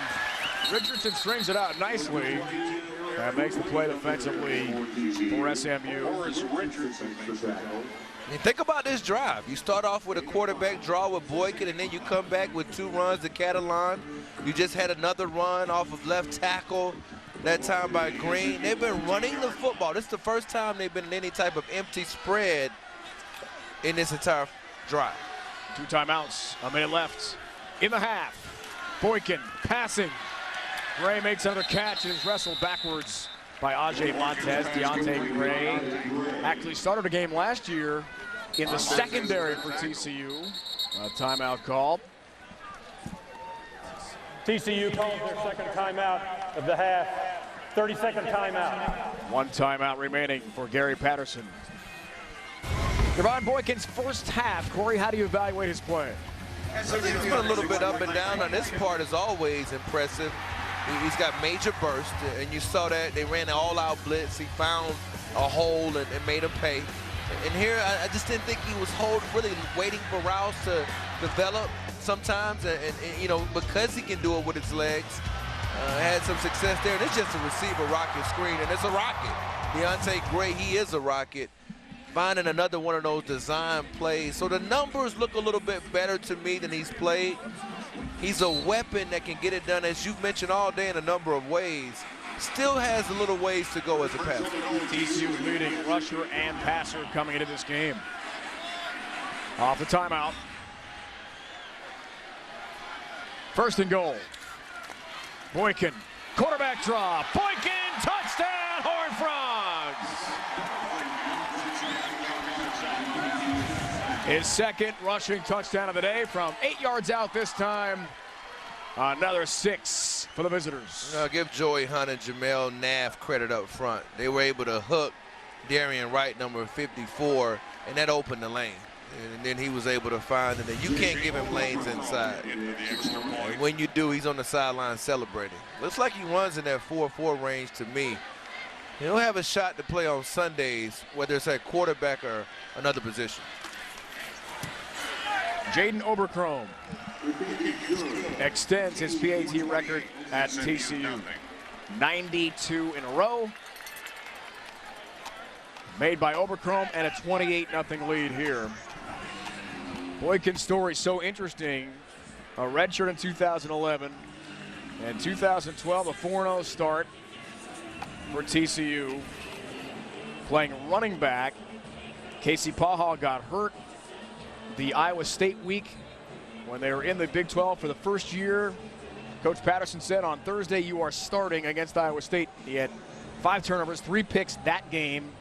Didn't play well. Sophomore year, second game of the season in Fort Worth. Paha broke his left arm and yet again called upon to be the starting quarterback was Boykin. And as Gary Patterson has told us this week, he's done everything he possibly can. Adjusting back and forth, different positions, 3 different positions. He's been pretty good at all of them. Stafford, 1 yard deep on the return. Wrestled down outside the 20. Tomorrow, the NFL and CBS brings on regional action and early matchups. The Panthers and Ravens get tough. The Dolphins take on the Raiders in London, England. While in the late matchup, the Jaguars tangle with the Chargers. Check local listings beginning with JB, Tony, Bart, Coach, and Boomer on the NFL Today, presented by Southwest Airlines. Couple of former alums from these schools, some pretty good running backs in their day.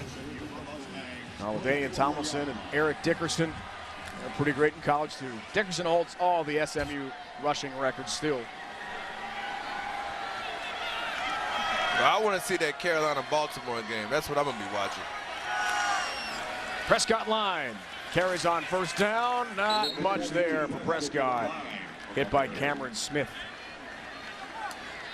Yeah, once again, Bradley in on the action. I mentioned him a little bit earlier. You also got some help from Chucky Hunter. Chucky Hunter, yeah, my fault. I mean, Bradley is the guy at the point of attack, and then Hunter just helped out. And Bradley, again, this is a player, if you can come in and get playing time from some of the players that he's stealing some reps from, that says enough. I don't have to say anymore. Final seconds of the half. Prescott line, younger brother of Zach.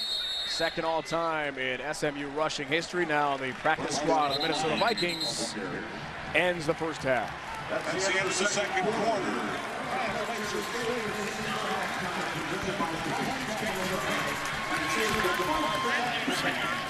As per usual, Gary Patterson will rally his team around and give them his immediate thoughts. A couple coaches do this. David Bailiff of Rice also has a quick meeting with his team as soon as the half ends.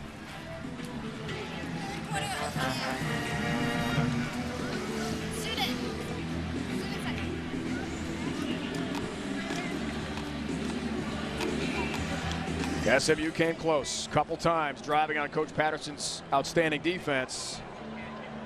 And on first and goal, couldn't cash in when it was 14-0 and still very much within reach. Doesn't feel like a 28-0 game, does it? Now there's Shaquille Randolph. That's bad news. Limping off for SMU. Star corner. No helmet. Never a good sign. Lauren Gardner on the field. Well, thank you, Dave. Coach, you said that this week's game would be a good test for your new offense and Trevon Boykin. How do you think they've responded so far? Yeah, I saw in the locker room I was not happy with the enthusiasm. We kind of played like that in the first half. I told them I wanted to see the Frog team play the way it was supposed to in the second half. We should be up a lot more than this, and we need to play both sides of the ball. Thanks, Coach. You bet.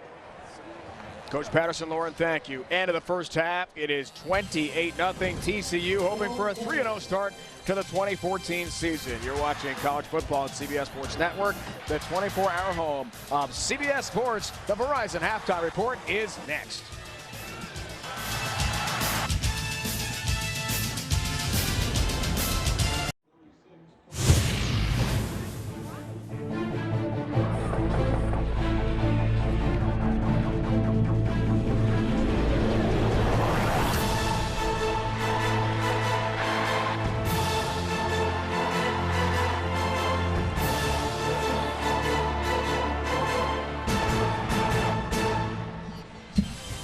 It is the 94th Battle for the Iron Skillet here in Dallas. Let's review the Quicken Loans first half stats. Corey, what stands out to you here?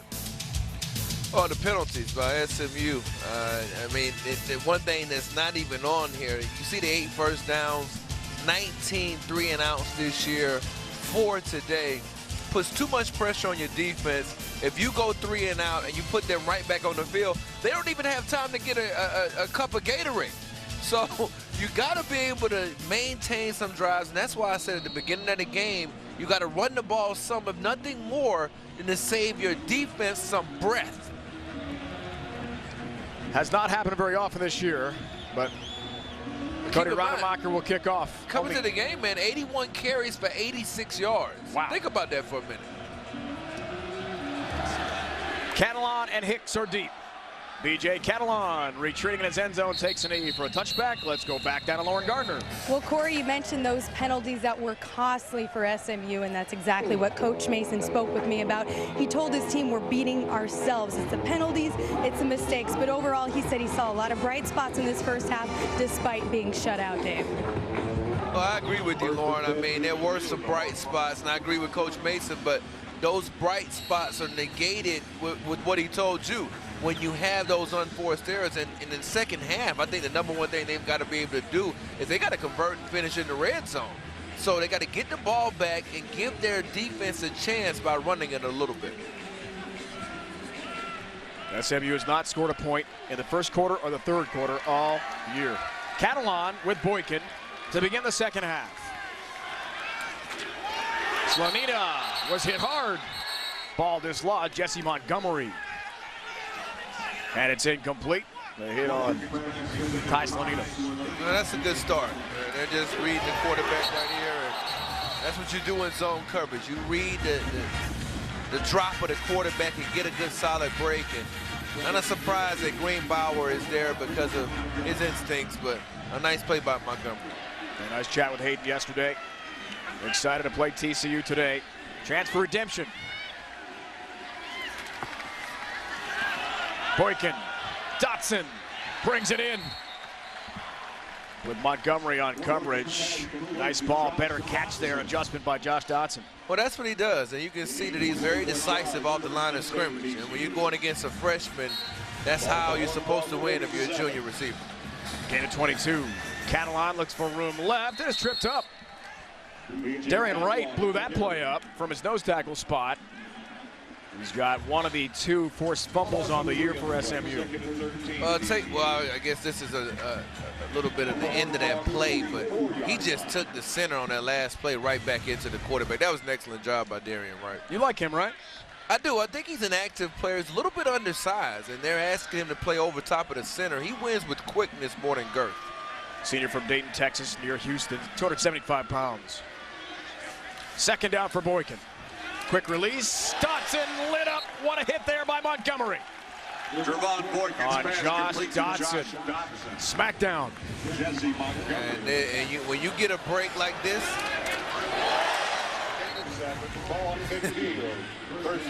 everybody takes notice. Watch out for the double moves when you're breaking that hard on a quick pass and on a hitch route.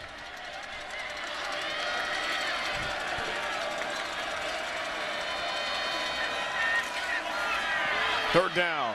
Over the middle. Slonina lunging, can't bring it in. Greenbauer and Darian Richardson on coverage defensively for SMU, and TCU will have to punt it away. Yeah, and one thing about TCU, it's our first chance to get a look at a good punter. But the thing about TCU, they've got to get better on third downs. Last year, they were 112 nationally on third down. This year, it hadn't been much better. They've got to learn how to sustain drives. They're going to be a player in the Big 12. First punt for Ethan Perry today. Dejon Stewart deep to receive.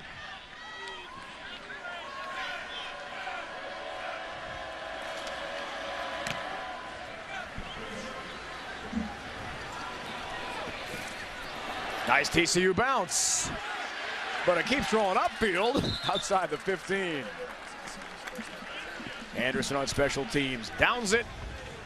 SMU gets it back. First half possessions for the Ponies.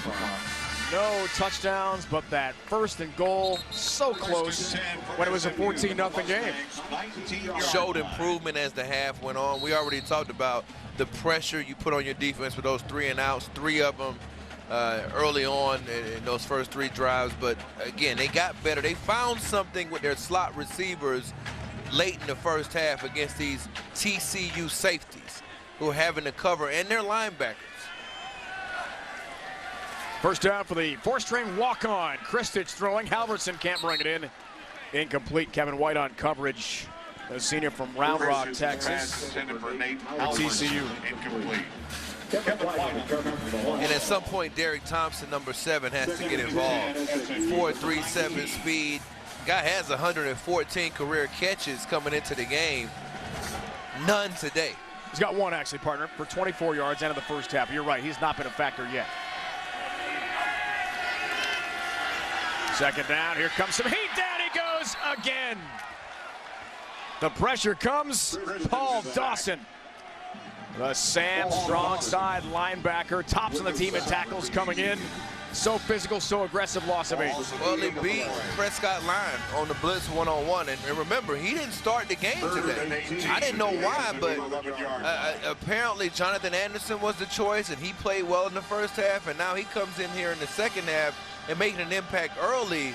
Be interested to see why he didn't start early in the game. Third and very long. Dawson showing some pressure here. Kristich on the go route for Thompson, overthrown, incomplete.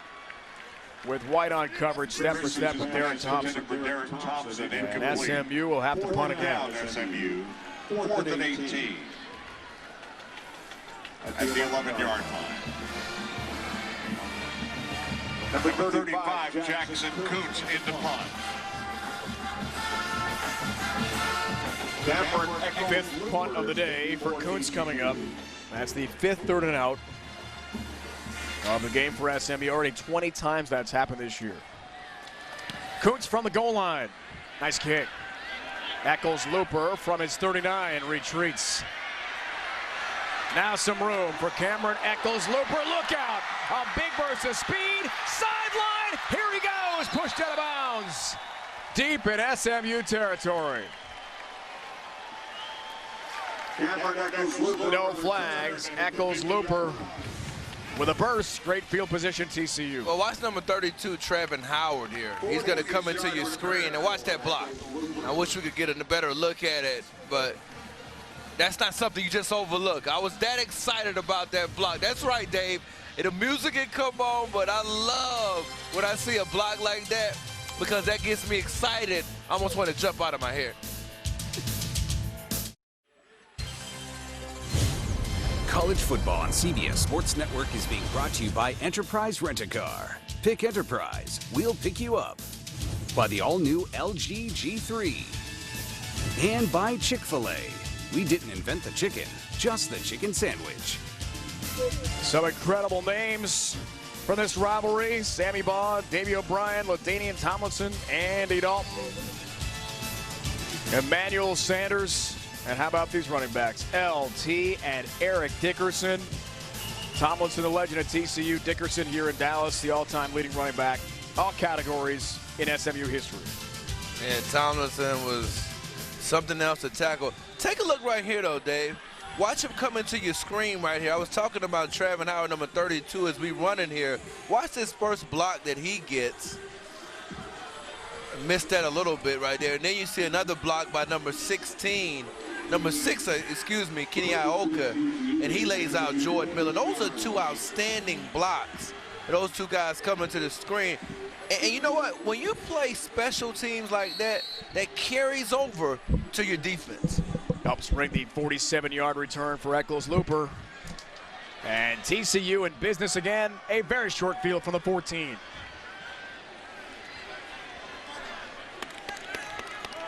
Catalan, along with Cliff Murphy. Next to Boykin. On first down, he'll roll. Boykin will run. Nice shake. Gets outside. Picks up about 7. On first down, Boykin so quick.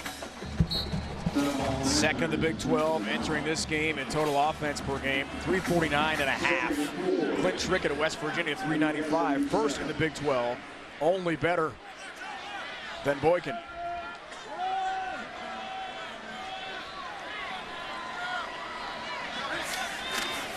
Play fake. Second down. Fade. End zone. Gray! Touchdown! Deontay Gray from 7 yards out. His second score of the day.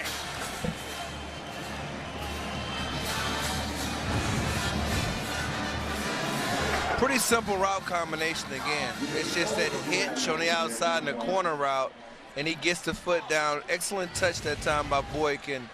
Those are the plays you have to be able to execute when you're playing those upper-tier teams as they get into conference play.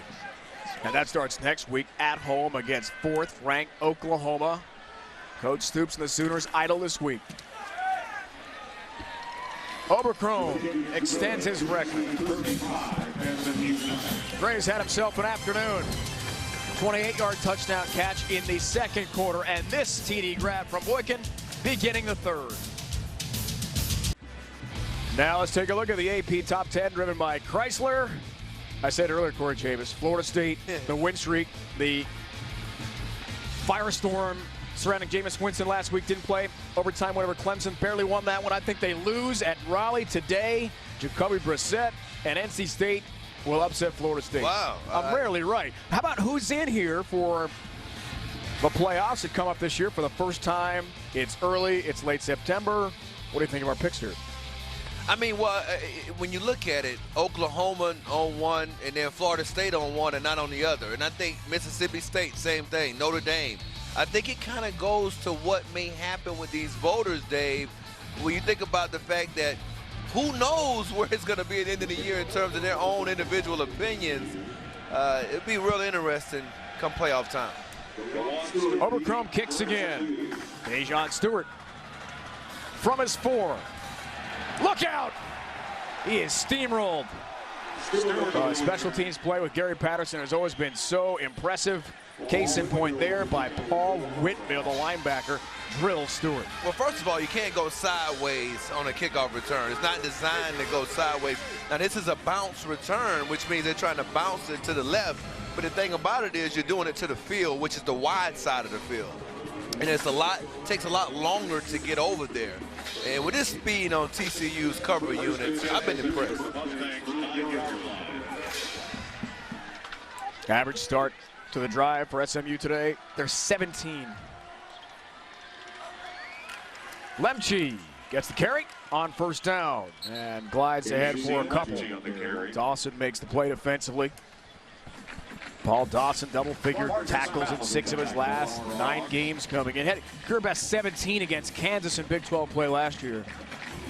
And remember, he didn't start today. Right. I just want to make that clear. So, you know, that was a major surprise to me that he didn't start, especially coming off the game he played against Minnesota. Maybe not a great week of practice. Gary Patterson's known for benching starters, and they don't practice well. Second down, Kevin Pope carries and not much doing there at all. Dawson again involved offensively, along with Josh Caraway, the sophomore from Flower Mound, just north of Dallas. Well, I mean, that last play was made by Chucky Hunter. He got inside, and you know, when you talk about 3 yards to play, it comes down to stopping the run. Going into the game, partner, 2.2 yards to carry against this unit. 5th pass defense in the nation entering this game today. They're stout, they're tough, they're physical. Christian's throwing, and nice catch. Lancaster in traffic. Made the grab, wrestled down by Jonathan Anderson. It's a gain of 3. And Tom Mason on 4th down. Can't imagine he's going for it here, but you're down by 35 points. Gonna punt. Well, it's the same thing. It's 3 and out. We talked about it in the first half. It's not so much that your offense can be inept at times. It's the fact that you're going 3 and out and your defense doesn't get time to rest. It's a very, very underrated point. I played defense, and it discourages you as a defender. True freshman. Jackson Kuntz has been busy. Eccles Looper had that great return, set up the last TCU touchdown from his 40. Flag down, and this will come back a bit. 43 yards on the return for TCU. One thing I've learned today, Rhino, is that this SMU defense is not an 0-3 team's defense. I think it's misleading. Holding by number 18 of the receiving team. It's a 10-yard penalty, and it's first down.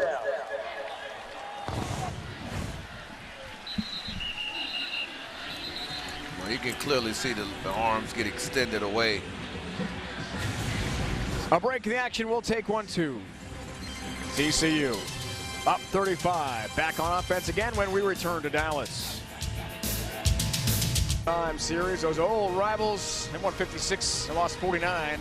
Pro Football Hall of Fame, some big names from SMU. Lamar Hunt, whose son, of course, had the Super Bowl. He then named the Super Bowl after his son's play ball there. Raymond Berry, Forrest Gregg, Doak Walker, great player here. And, of course, Eric Dickerson. Some true legends have come through Dallas and created a great tradition here.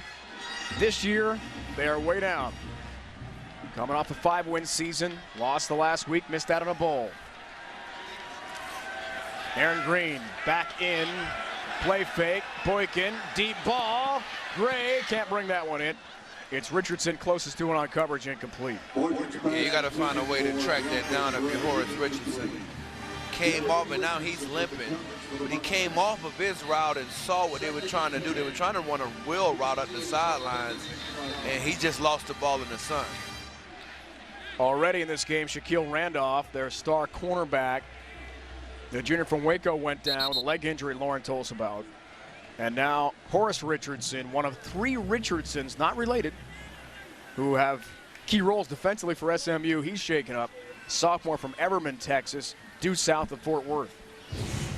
And he's got a lot of speed, and watch him come off right here. He drops the route over, and you see him spin over to try to make a play on the ball, and he just can't find it in the air. And he was helping out his partner on that play, Darian Richardson. And this is a guy who has a lot of speed, and they're excited, like you said, to get him back, but had the medical red shirt 2012 with the knee injury, and you know, he's missed some time this year with the hamstring. So you want to be able to see him get healthy. Good to see the sophomore walk off under his own power. Was moving pretty well out here today so far. I've been impressed with some of the things he's done.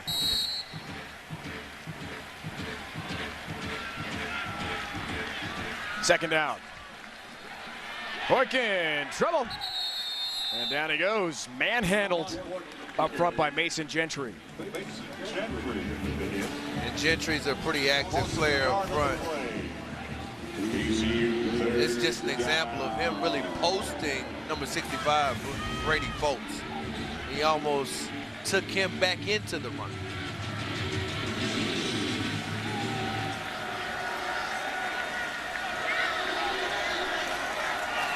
Third down. Boykin time over the middle. Slonina makes a nice catch. And is caught eventually by Darian Richardson, the sophomore from Delray Beach in Florida on the Atlantic coast. Well, like I said earlier in the game, he's a guy that works the middle of the field in these option routes, and he does a really good job that time matched up against John Bordano. And then there's a tackle by Darian Richardson, but again, SMU's defense stands up. Ethan Perry punts for just the second time today. Dejon Stewart deep to receive for SMU.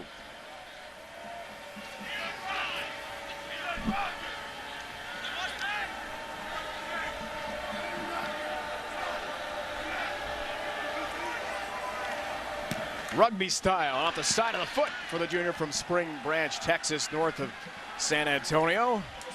Not a great kick for Ethan Perry of TCU.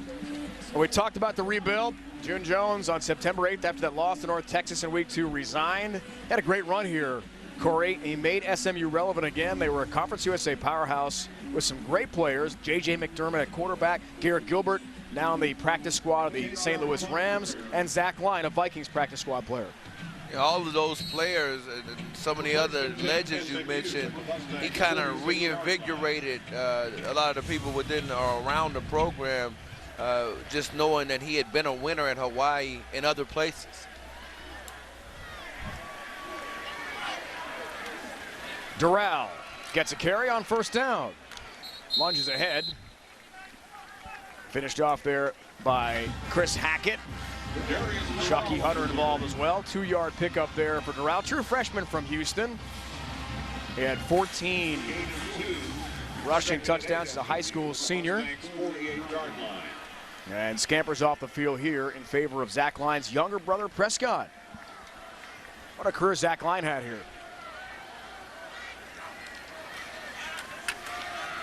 Second down, Chris Stitch sidesteps, trouble, lost the ball. Hackett is there, can't bring it in, but TCU does recover.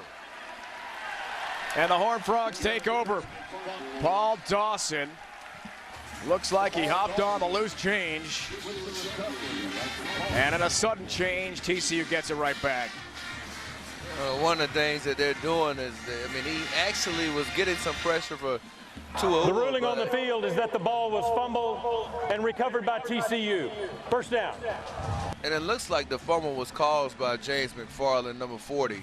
And he was just doing a good job. He's been pretty active today. He was the guy that broke up the 4th down pass when they went outside the pocket in the first quarter on the goal line. And now he forces that fumble. And sometimes, even though I thought he played small at times on the edge in the run game, he's another player with movement and speed that just adds to the depth of that TCU front. Saw the takeaway numbers, been pretty impressive. 8th takeaway of the year. SMU's first turnover results in Catalon running wild. B.J. Catalon, second level, and then some. Finally knocked out by Darian Richardson with help from Hayden Greenbauer. First down, TCU, gain of 16. He's finding another cutback lane, this time off Austin Schlottman, who came into the game and made a good block. First and 10 TCU at the 36. Boykin, first down, Dotson, fade, brings it in, what a catch by Josh Dotson. On the sideline, down to the 2-yard line. It'll be first and goal. Tremendous concentration by Dotson. One of the things he uses is that skip speed release, and he gets on top of cornerbacks quickly. And I believe that of all their receivers... And replay first down. Looks like we got a penalty here, partner. I don't know what that was. Did you catch that? Offensive pass interference and wiped out the Dotson catch. By Dotson? Must have been by somebody else, because I definitely didn't see any offensive pass interference on Dotson on that last play. Would have been 29. Play negated by the penalty. First and very long here. Screen set up. Desmond White, a true freshman from DeSoto, Texas, has his first catch. Yeah, I mean, I think that's a little bit of a ticky-tack call. I mean, you're gonna, they get away with that every week.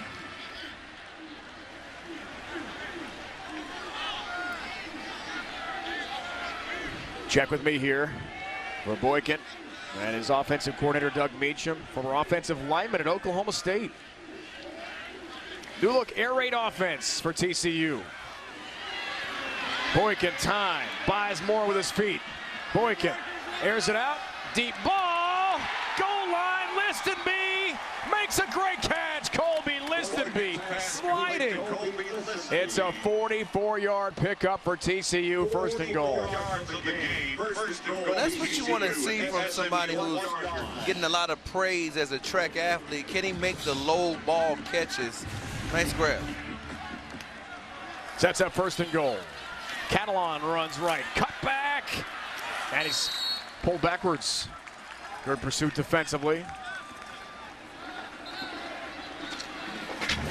Jonathan Bordano at the bottom of the pile, initiated contact. We were talking to their players yesterday, and they mentioned his leadership, and that's when you show up on the goal line as a leader.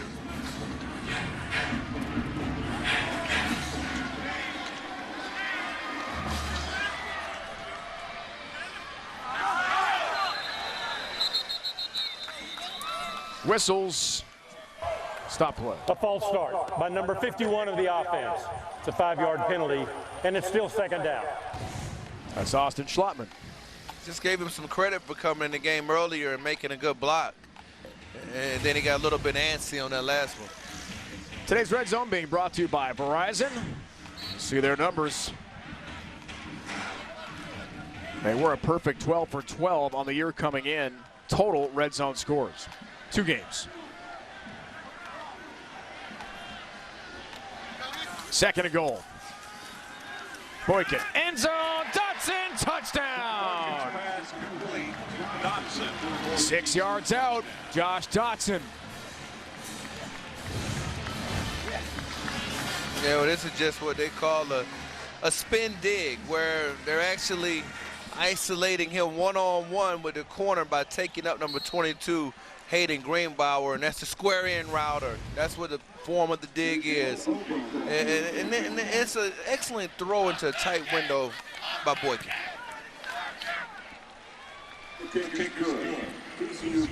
2 second-half touchdown passes. Ronbacher will be called. Let's take a look at the Chick-fil-A fan cam. See the fans' reactions here in Dallas.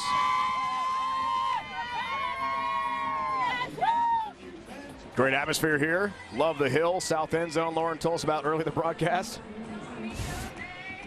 You got to get your fingers right, Corey, right? Because the Horned Frog, your fingers are sort of bent all the way down toward your palm, but the pony is just a slight bending of the fingers there. It's a subtle difference between the Horned Frogs and the They didn't get Mustang. a picture of you up here in the booth, like showing the difference between both of those. You got the hook 'em horns here. There in Texas, you have a lot of hand signals involved here. Represent your teams. A lot of horns. Oberkrum kicks off again. Corral is deep. Stumbles. Lost it. Regains on a knee, and he's down inside the 10. A disaster on kickoff return there for Darius Durrell. Back down to Lauren Gardner. Well, Dave, before TCU's defense forced that last turnover, Coach Patterson was simplifying SMU's offense to his secondary, saying, guys, if the back is deep, it's a pass. If their back is in, it's a run. How hard can it be? Corey, was it that simple for you when you played? Well, yeah, I tried to make it that simple. I didn't want to overcomplicate things, but you always look for those tendencies, Lauren, and what he's talking to and referring to is the depth of the running back it's by the quarterback. And the deeper that he aligns, he's trying to tell them that's an alert for a run. Here's first down, guys. Kristich. Trouble. Down he goes again. James McFarland. Junior from West Monroe, Louisiana. Third on the Horned Frog defense. 3 tackles for loss coming in. That's a loss of 2. Well, he's working from the top down. And the guy that he was working against was Chris Weeks, their right tackle. 6-yard line. 6th sack of the day for TCU.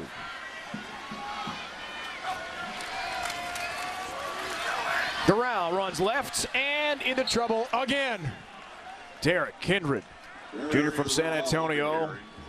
An interception and a fumble recovery in the Week 2 win over Minnesota for TCU. Loss of 3. Well, watch where he comes from. He's right here. And when he closes downhill, he does it in a hurry.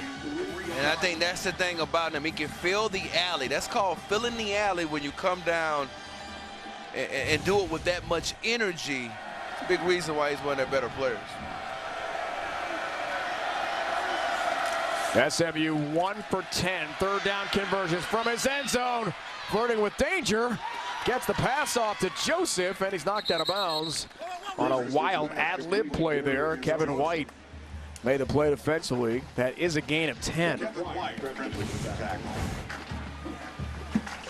Well, they're doing a lot of twisting and stunning up front, and that's what's causing the, I guess, the combustion, compunction maybe in the middle of their offensive line, and he's having problems just being able to see downfield when they do that. It's been a problem for him all day.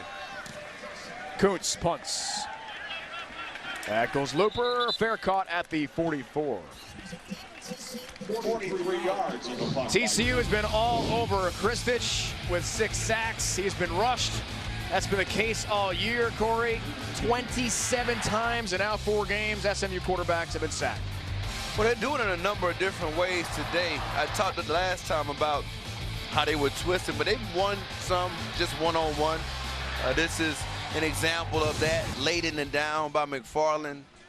I think the thing about TCU is they've got speed off the edge, but they've got guys inside who can twist and move and loop around, and that's what makes it difficult for your offensive line to pick up at times. Boykin stays in. Back up Matt Jokel, the Texas A&M transfer, not in yet. Catalan runs strong. Second level.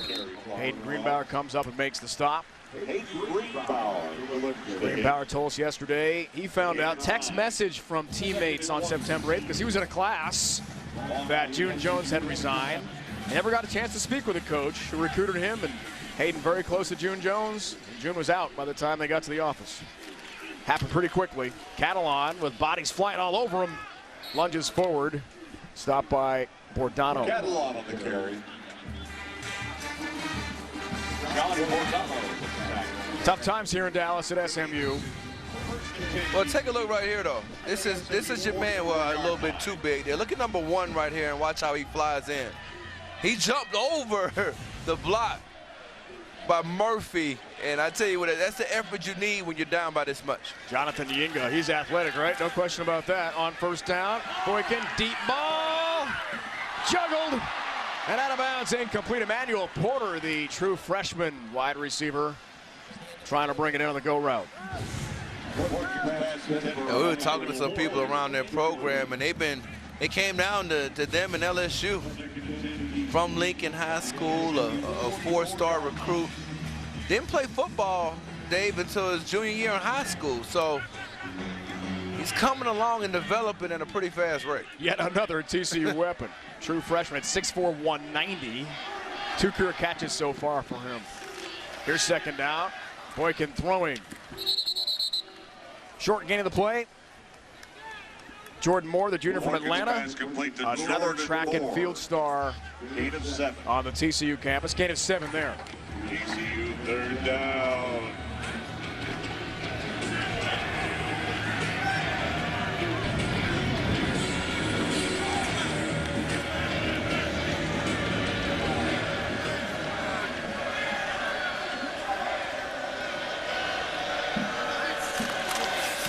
Catalan, some room. Catalan, first down, cut back. BJ Catalan is quick. He showed us why he's led TCU in rushing the last 2 years running. Well, he's cutting back quick against the grain, and you know, again, I like his ability to be able to stop and start in tight quarters. Now that time he did it in space, but he's going to have to continue to be a factor for them as the season wears on to make their running game even more explosive. 19 carries, 114 yards, and a touchdown for Catalan in our game today. On first down, Green runs right, gets drilled right away. Stood up and stopped. Outstanding play there by Richardson. That's Horace, the sophomore, who missed the first 2 games with an injury for SMU. And like I said, he's played pretty well when he's been in there. He got down and was hurt a little bit earlier on that one pass. I thought he could have intercepted, but I feel like he's done a pretty good job today of playing physical football at 5'11", 197. Caleb Tuiasosopo is shaken up here for SMU. Yes, he is related to Marcus, cousin. Caleb's dad, Jeff, was born American Samoa. He's a JC transfer from Copperas Cove, Texas. That's hometown of Robert Griffin III. He almost had the interception against Baylor in the third quarter. He came in that game and they were down similar to this, and he was able to break on a flat route and almost picked it off. He left the ball on the ground. But he has some instincts, and right here, this looks like, to me, it may have been just some, might have been a turf monster that caught him, Dave.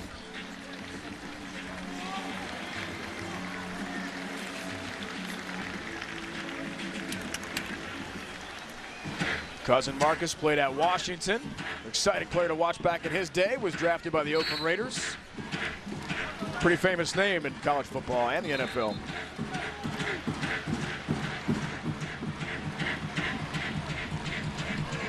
And as much as you hate to say this for SMU, as many times they have shown up, they got to do it again.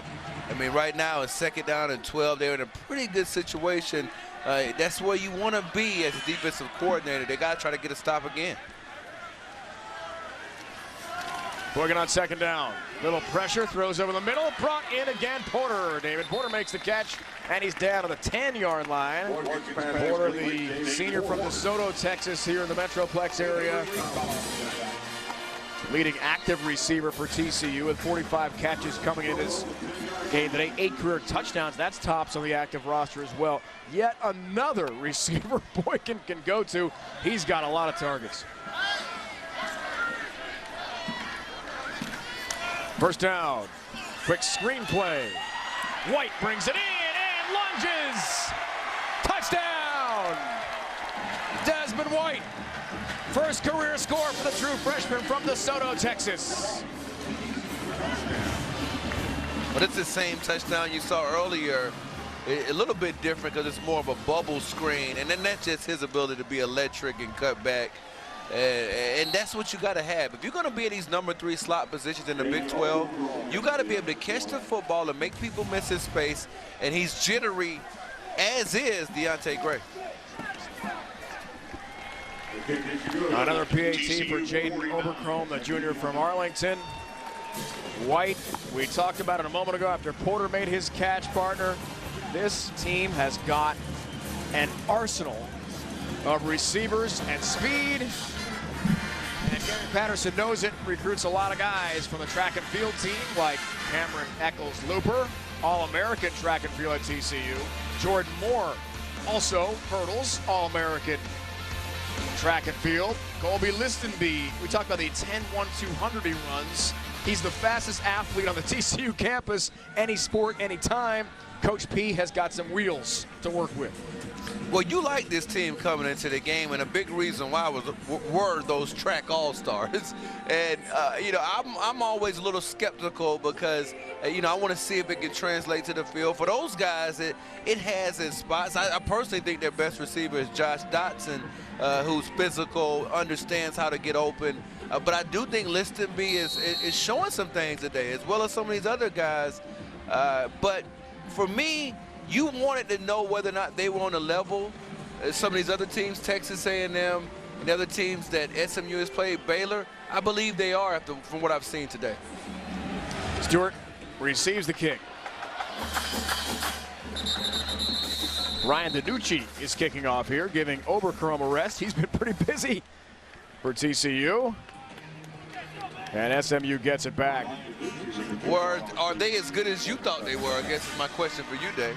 I was a bit disappointed in their defense and explosion offensively, and Boykin's accuracy in the first half, but in the second, this is the team I thought we'd see. We scouted them heavily watching Samford of the FCS, Minnesota of the Big Ten, 2 totally different teams. Right. In our final moments here of the third quarter.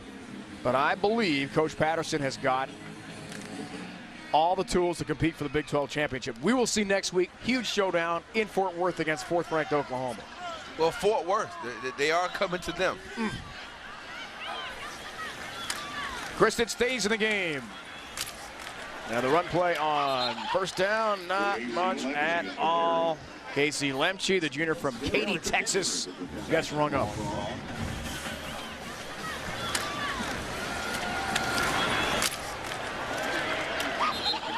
But there he goes again, and that's Derek Kendrick. Obviously, along with Caraway, so lengthy out there with that 4.7 speed.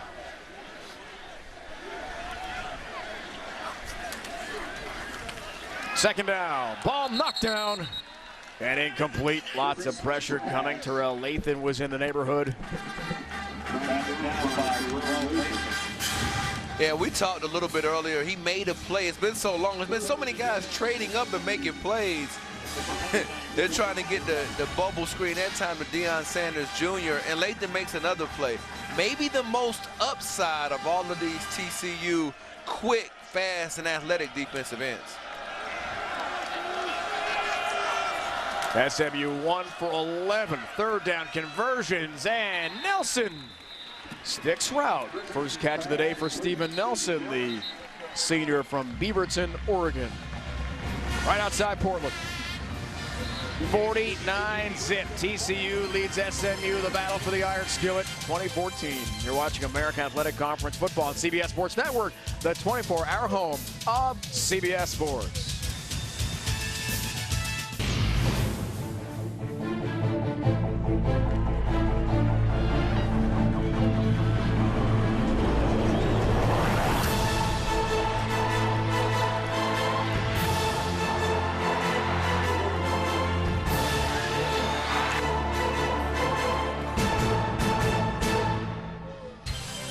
Been fun to watch the 94th edition Battle for the Iron Skillet. Had a chance to call the 2011 game. Last time SMU won in this series in Fort Worth with Rich Rodriguez, now the head coach at Arizona. Won by SMU by 7 as we check the edge to the game again with Principal Financial Group edge to the game. And we recap our keys. Well, stay on the field. They've done that 5 out of 9 today. That's their best all season. Stretch the field.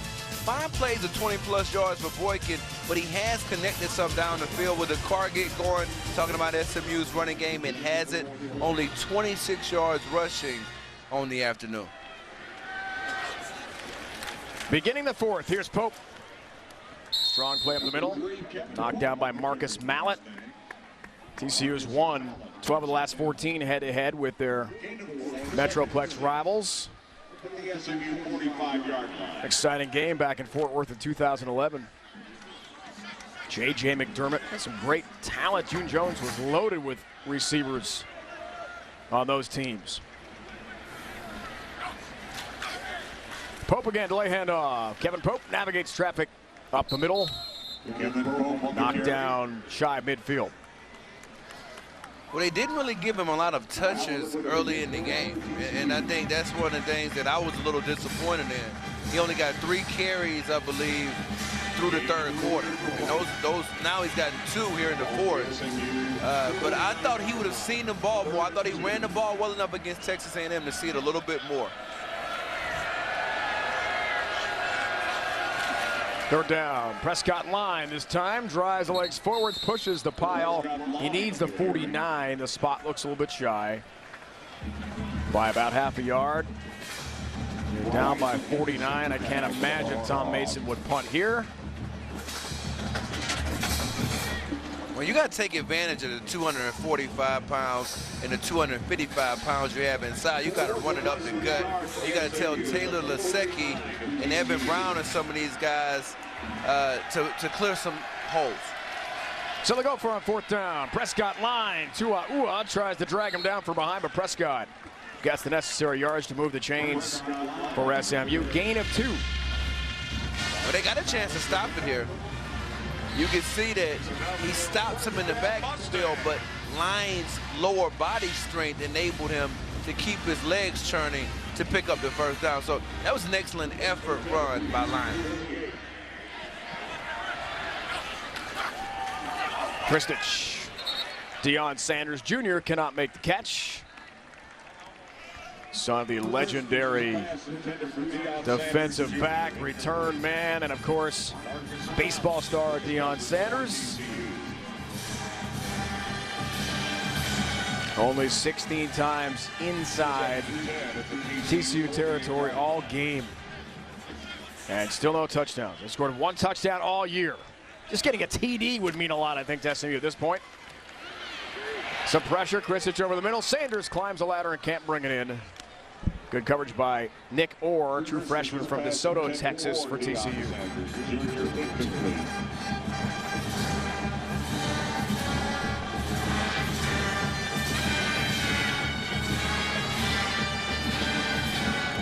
Sanders struggled mightily returning kicks beginning of the year when June Jones was still head coach. He's not doing that anymore, but trying to participate and contribute as a receiver.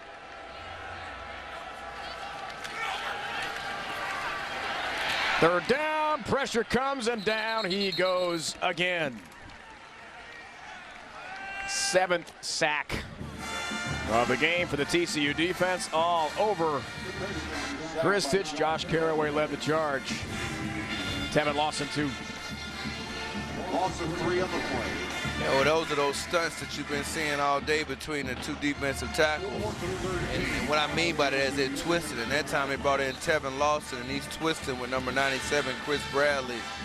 And you run into some sacks when they're able to go outside and be able to be your contained element of your defense after starting down inside. 5th time in the game that SMU will go for it here on 4th down. And why not? Well, not going to go for it. Pretty nice kick there by Kristich. Steven Nelson closest to it. Some help from Cortland Sutton, and they'll down it at the 6. 45-yard punt. Little pooch kick for Garrett Kristich. The junior walk-on at his first career start, but his team is down by a bunch.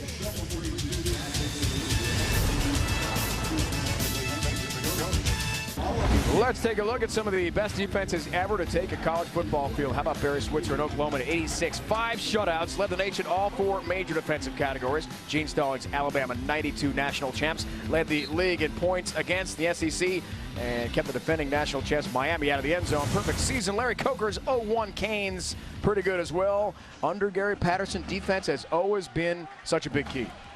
Yeah, it really has, and they've had the nation's #1 defense in 2000, 2002, 2008, 2009, 2010.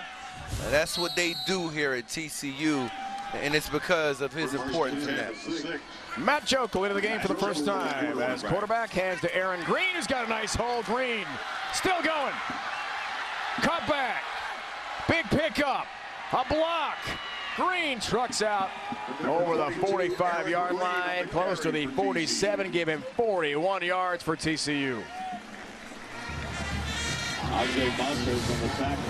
Yeah, what happens as the game goes on, Dave, and your offense keeps getting 3 and outs, the missed tackles starting to show up. Now, you've seen about 4 on just this run alone. Now, they had about 9, I believe, going into the quarter. So what happens is you continue to get, it's an attrition type thing. You continue to have to play reps and reps and reps, and eventually you get a little bit tired. I saw it on tape last week against Texas A&M, and now we're seeing that here again. Rushing for 200 or more yards under Gary Patterson. Really good. 258 today, so that number is about to increase. Hayden Greenbauer shaking up for SMU. Good to see him walk off under his own power. A nice meeting with Stephon Sanders and Hayden yesterday. They're both really in shock still, I think, about June Jones resigning and trying to make the best of what's been a very difficult season as he fell down on that last play pursuing Green.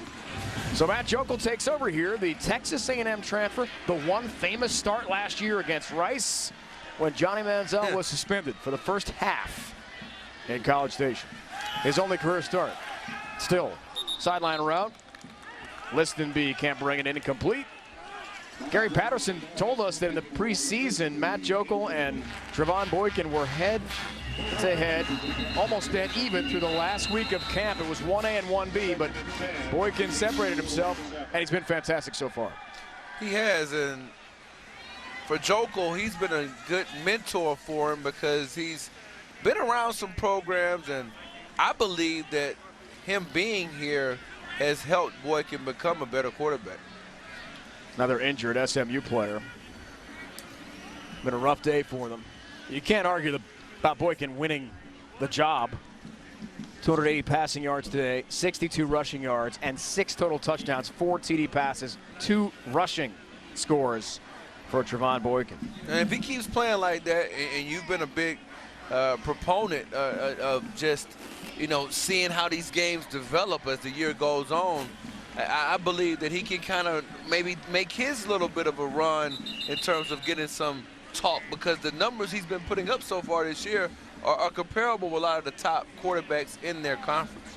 Horace Richardson was shaken up there for SMU. There's some great quarterbacks outside the East Coast. People don't talk about beyond Marcus Mariota of Oregon.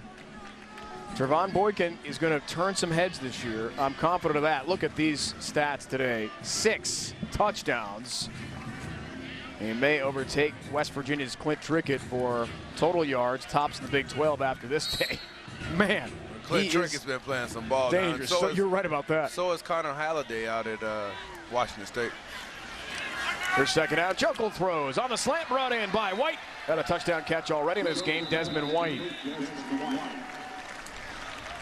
Tripped up by Troy Castle. And this is what he is. He's a big, strong quarterback with a compact, quick release. And he's also somebody that can win outside the numbers throwing the football. His first career pass against Samford in the opener was a touchdown.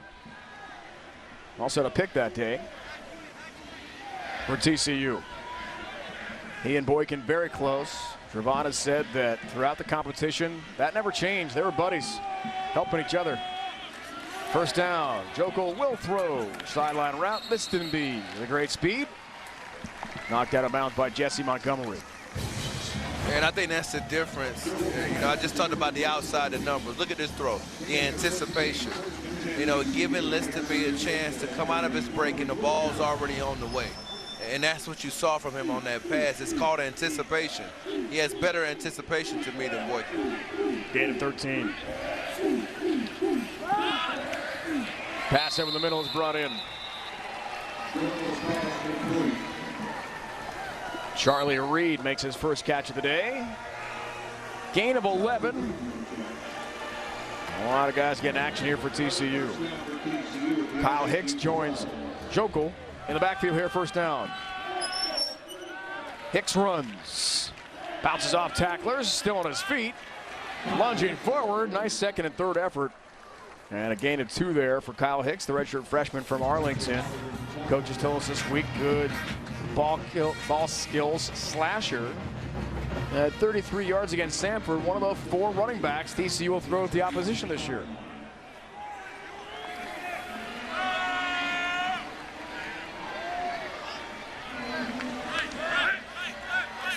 Second down. Hicks again. Kyle Hicks on the carry. Yeah, one guy that I like for SMU is Justin Lawler. Just made that last play. He's a guy that, you know, 6'4", 259 pounds, a freshman. And talking to Stephon Sanders and Hayden Greenbauer, one of the things Sanders said is, I trust him. He doesn't complain. He just works. And I love hearing that when you're talking about a freshman.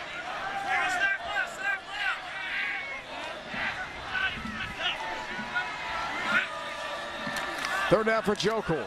Time. End zone. Incomplete. Looking there for Ramon Patterson, a backup wide receiver for TCU, trying to grab his first touchdown catch of the year. Intended for Ramon Patterson.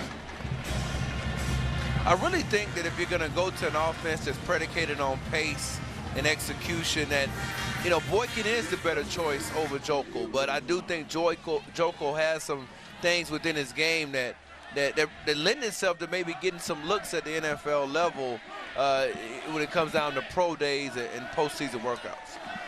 26-yard attempt for Oberchrome. Tipped. And how about SMU against Oberchrome, who have been perfect this year? Jaden comes up empty, a couple of field goal tries. Keep this a 49-0 game. When Oberchrome kicks, generally it's been automatic, but not today. Eastern game as well out in California. How about the blocked field goal a moment ago by Derek Longoria? Well, all these guys are required to kind of close down this way. So the pressure right here ends up being on number 79, and that's Luke Banuska. And he ends up splitting right in between that gap. You got to step down a little bit harder than that. You see his reaction to it. And the effort on the other side by Derek Longoria was absolutely outstanding. Kristen stays in the game. Deep ball first down is intercepted. Nick Orr has the pick, and it goes right back to TCU.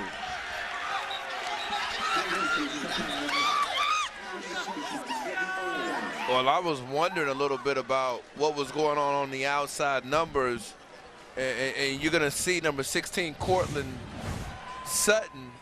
He's giving him a chance here, and he's like, go get it. And now it looks like it's just completely out of the reach of Sutton, and it looks like a punt maybe to Orr. I just wonder, was there some miscommunication on that, because he seemed to misjudge the trajectory he was supposed to put on that pass, because Sutton had a step on the corner. First career interception for Nick Orr, true freshman from DeSoto, Texas, here in the Metroplex. Coaches told us this week he'd get a lot more playing time and have a bigger role, and case in point there. Javoris Johnson gets a carry. Another one of the running back weapons we told you about for TCU. Boykin has been outstanding, Corey, through the air with 4 touchdown passes, but the run game, including Trevon, who led TCU in rushing, coming in effective as well. Really has been, and I think that's been the difference. Johnson runs left, runs into trouble, and down he goes. Jonathan Bordano got there first.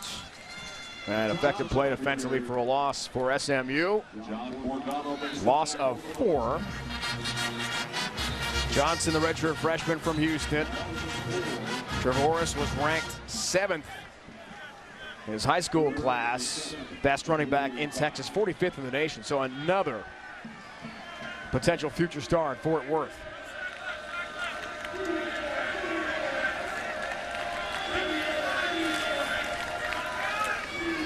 Desmond White, the catch in space. Tuiasa Sopo makes the play defensively. Good to see Caleb return from his earlier injury in the second half. It's a gain of 3. And they'll live with that. I mean, SMU's going to be happy about it because, again, it's another stop defensively for them. Which you look at the score, 49-0, and you just tend to forget that they've had a number of third down stops throughout the game, even with TCU having improved in that category after being a little bit lackluster there the last couple of weeks.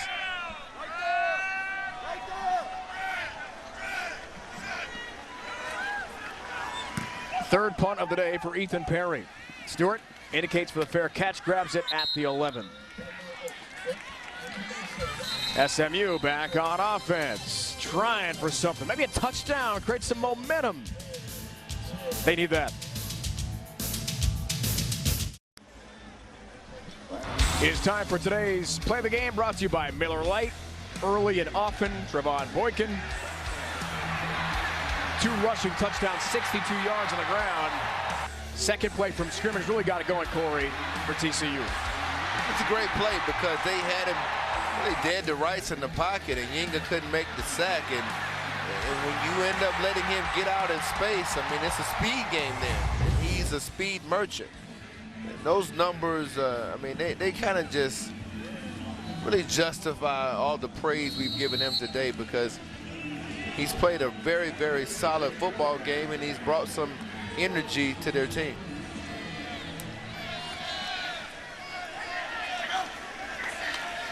Matt Davis takes over, quarterback for SMU. Former Texas A&M Aggie. Like Matt Jokel, he runs left. Nice pickup on his first play of the game. Well, again, like I told you, I was at that Baylor game, and he got some playing time. But this is kind of what he was doing. A little bit of a frenetic pace. He's got a lot of ability to make people miss in the open field. But he did something similar to that and actually threw back across his body for an interception in that game. And I'm surprised he saw the field again after that one. Has been limited by a shoulder problem. Not 100%. Lemche carries and is dragged down for a big loss by TCU. It was a 16-yard pickup a moment ago by Davis. Longest run play of the day for SMU. That was a loss of 3. They're going to have to think about playing it more, too, because you got to pick up, when you're struggling this much offensively to move the ball and to pick up first downs, you need somebody who can win on the broken plays, and that's what that last one was, just a broken play. They're going to come some growing pains with that, though. Second down for Davis. Steven Nelson, lunge and grab, shy of the 30. A good pass there by Matt Davis. And that's one of the reasons why that you can have the growing pain. Sammy Douglas got an excellent break on that from the linebacker, matching that route inside out. Why? Because Davis has somewhat of a wind-up release. And that's the thing that I thought a lot of teams got early in the year with jumps on his passes. Davis lost it. Tuiasa all over it. On the recovery at the 25-yard line. And the ball will go right back to TCU. Ball security not strong for Davis. Well, it's this guy again over here. I mean, take a look at him. He's been doing it all day long, and now he's matched up against Weeks. And we're going to see him. This time he just takes his hands away. You know, you can't really punch me or set me, post me outside, because I'm going to take my hands away from you on the edge. And that's the guy, to me, that's been the energy for this defense today. I'm talking about, now I like the recovery by Tuiasa, but I'm talking about James McFarland, who played a lot last year and throughout his career, getting it done today. He's been effective, you're right, partner. Johnson joins Jokel here. TCU back on offense, and the pass over the middle is brought in. TCU! Touchdown! Charlie Reed, 25 yards out.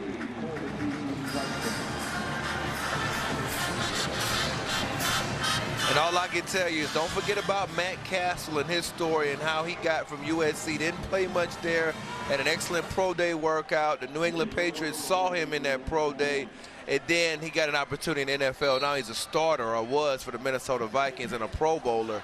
This guy's 6'5", 237. Don't give up on Matt Jokel just getting some looks in the NFL. I like that. Oberchrome struggling on field goals today, but perfect again on PATs. Charlie Reid's first career touchdown catch at TCU. McFarland causes the fumble. Tua'ua jumps on it. And then Reid. Touchdown catch from Matt Jokel. It is 56-0 Horned Frogs. College football on CBS Sports Network is being brought to you by the Principal Financial Group. We'll give you an edge. By Verizon. Get NFL Mobile included with the More Everything plan, exclusively from Verizon. And by Chick-fil-A. We didn't invent the chicken, just the chicken sandwich. Founded in 1911, beautiful SMU campus here in Dallas. The truth shall set you free, the motto for SMU. Gary Patterson setting him free today. Great playmakers, a fantastic quarterback, aggressive physical defense, and what looks like a third win of the year to begin the season with Oklahoma coming up next week in Fort Worth. That will be a scene at Amon G. Carter Stadium. DiNucci kicks off again. Sanders Jr. thought about coming out, eventually does.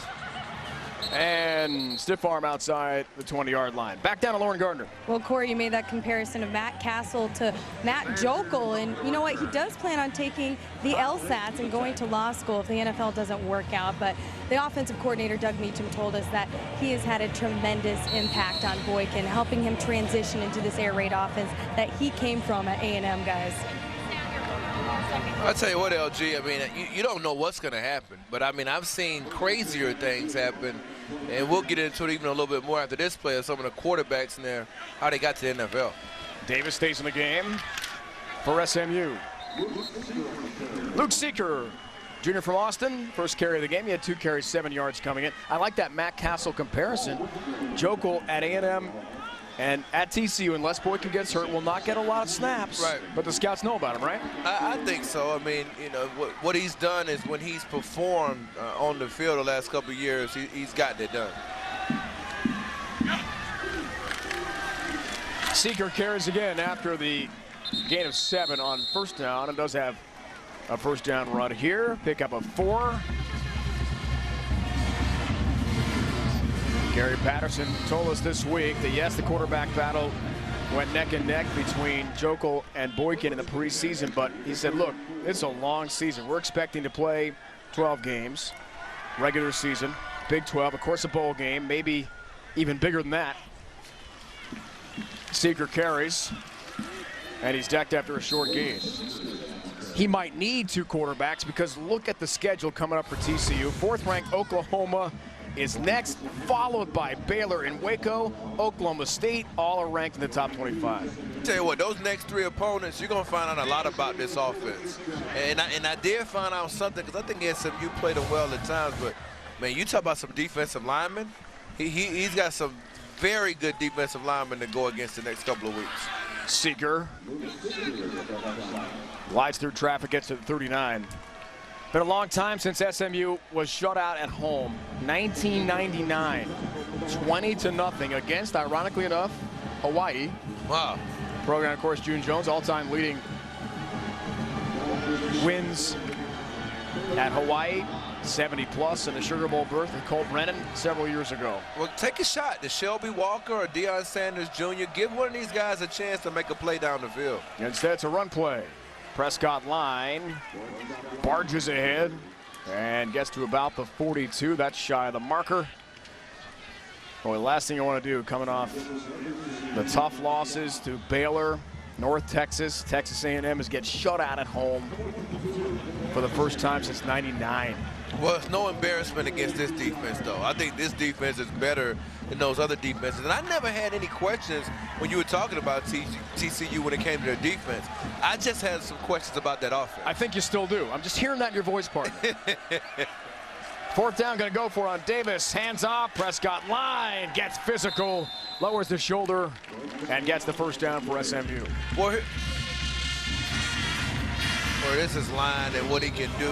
And they use him a lot as an offset fullback at times. And look at him lower the pad level on Ioka. And I mean, that's the way you deliver and finish a run. You know, his brother, Zach, would be really proud of that one. Former Mr. Football in Michigan. Prescott line. Seeker carries on first down. How about SMU? We may see them perhaps on CBS Sports Network against East Carolina. Still a TBA there. Cincinnati playing very well. Ohio State tonight. Memphis, a huge surprise in the American Conference. It's also struggled a bit. And USF giving Wisconsin all it can handle today. I mean, there's some tough games on there. I mean, particularly, you know, up until Tulsa, you wonder whether they can pick up a win, quite frankly. Because some of those teams have some very formidable offenses, much like TCU. Seeker again on second down. Looks for some room right. And Ioka bumps him out of bounds. Western Kentucky, Navy Marine Corps Memorial Stadium in Annapolis to take on Keenan Reynolds and the Midshipmen. We also have Boise State on the air tonight. Finish it up out in San Jose with Nevada head-to-head with the Spartans. Boise State at Air Force. Interesting matchup. See what Troy Calhoun did this week? Came out in his cadet uniform. Little flamboyant press conference to get some attention for his Falcons. Gonna be a tough test tonight. Sanders Jr., nice catch in traffic. Was a nice knocked catch. down the 39-yard line. And there was also a third down conversion, which has to get everybody excited. And it was a hands catch. Now, he dropped the ball against Baylor similar to this, so this is an improvement.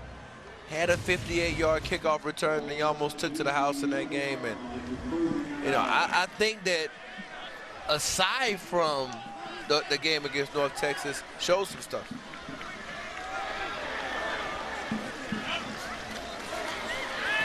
Davis on first down. Deep ball. Sutton tries to make a one-handed catch. Cortland Sutton fighting off the defender on the go route. Nearly made a great one-handed grab. Well, he's one-on-one with Corey O'Mealy, and O'Mealy's 170. And again, you go back to, you know, that physical hand Pass fighting. interference by number 2 of the defense. It's a 15-yard penalty and an automatic first down. You almost have to call that if you called it earlier in the game against Dotson when he had an opportunity to make the big catch down the right sideline. So nothing wrong with a little bit of physical play. Last shutout loss at home for SMU against TCU, 1960, 13-0. They do not want the goose egg at the end of this game against their rivals.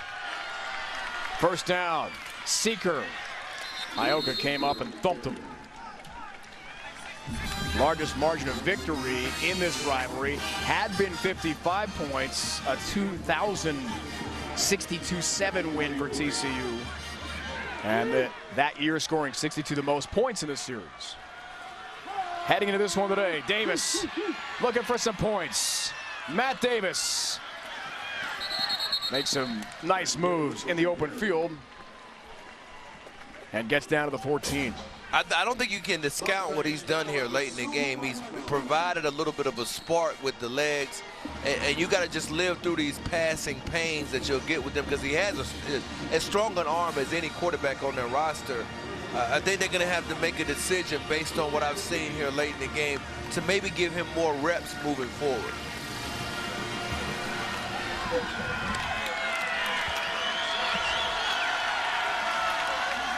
Seeker seeking the end zone. Blasts his way ahead for a nice pickup.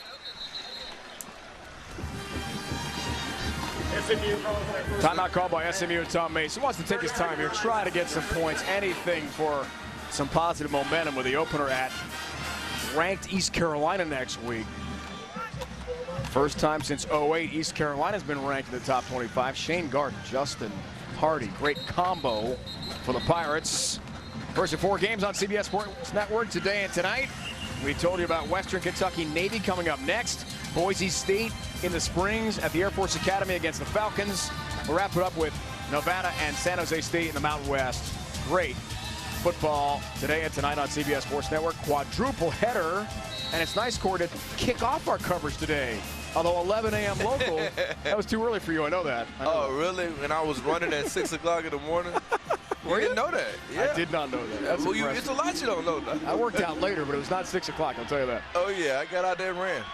13th play of the drive. Davis off the timeout. Ball's tipped. And incomplete, nearly intercepted by TCU. Sanders Jr. was the intended receiver.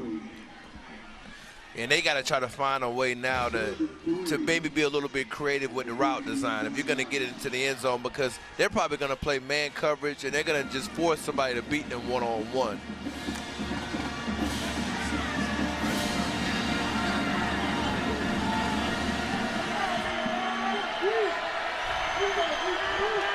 "13 seconds left. Seeker.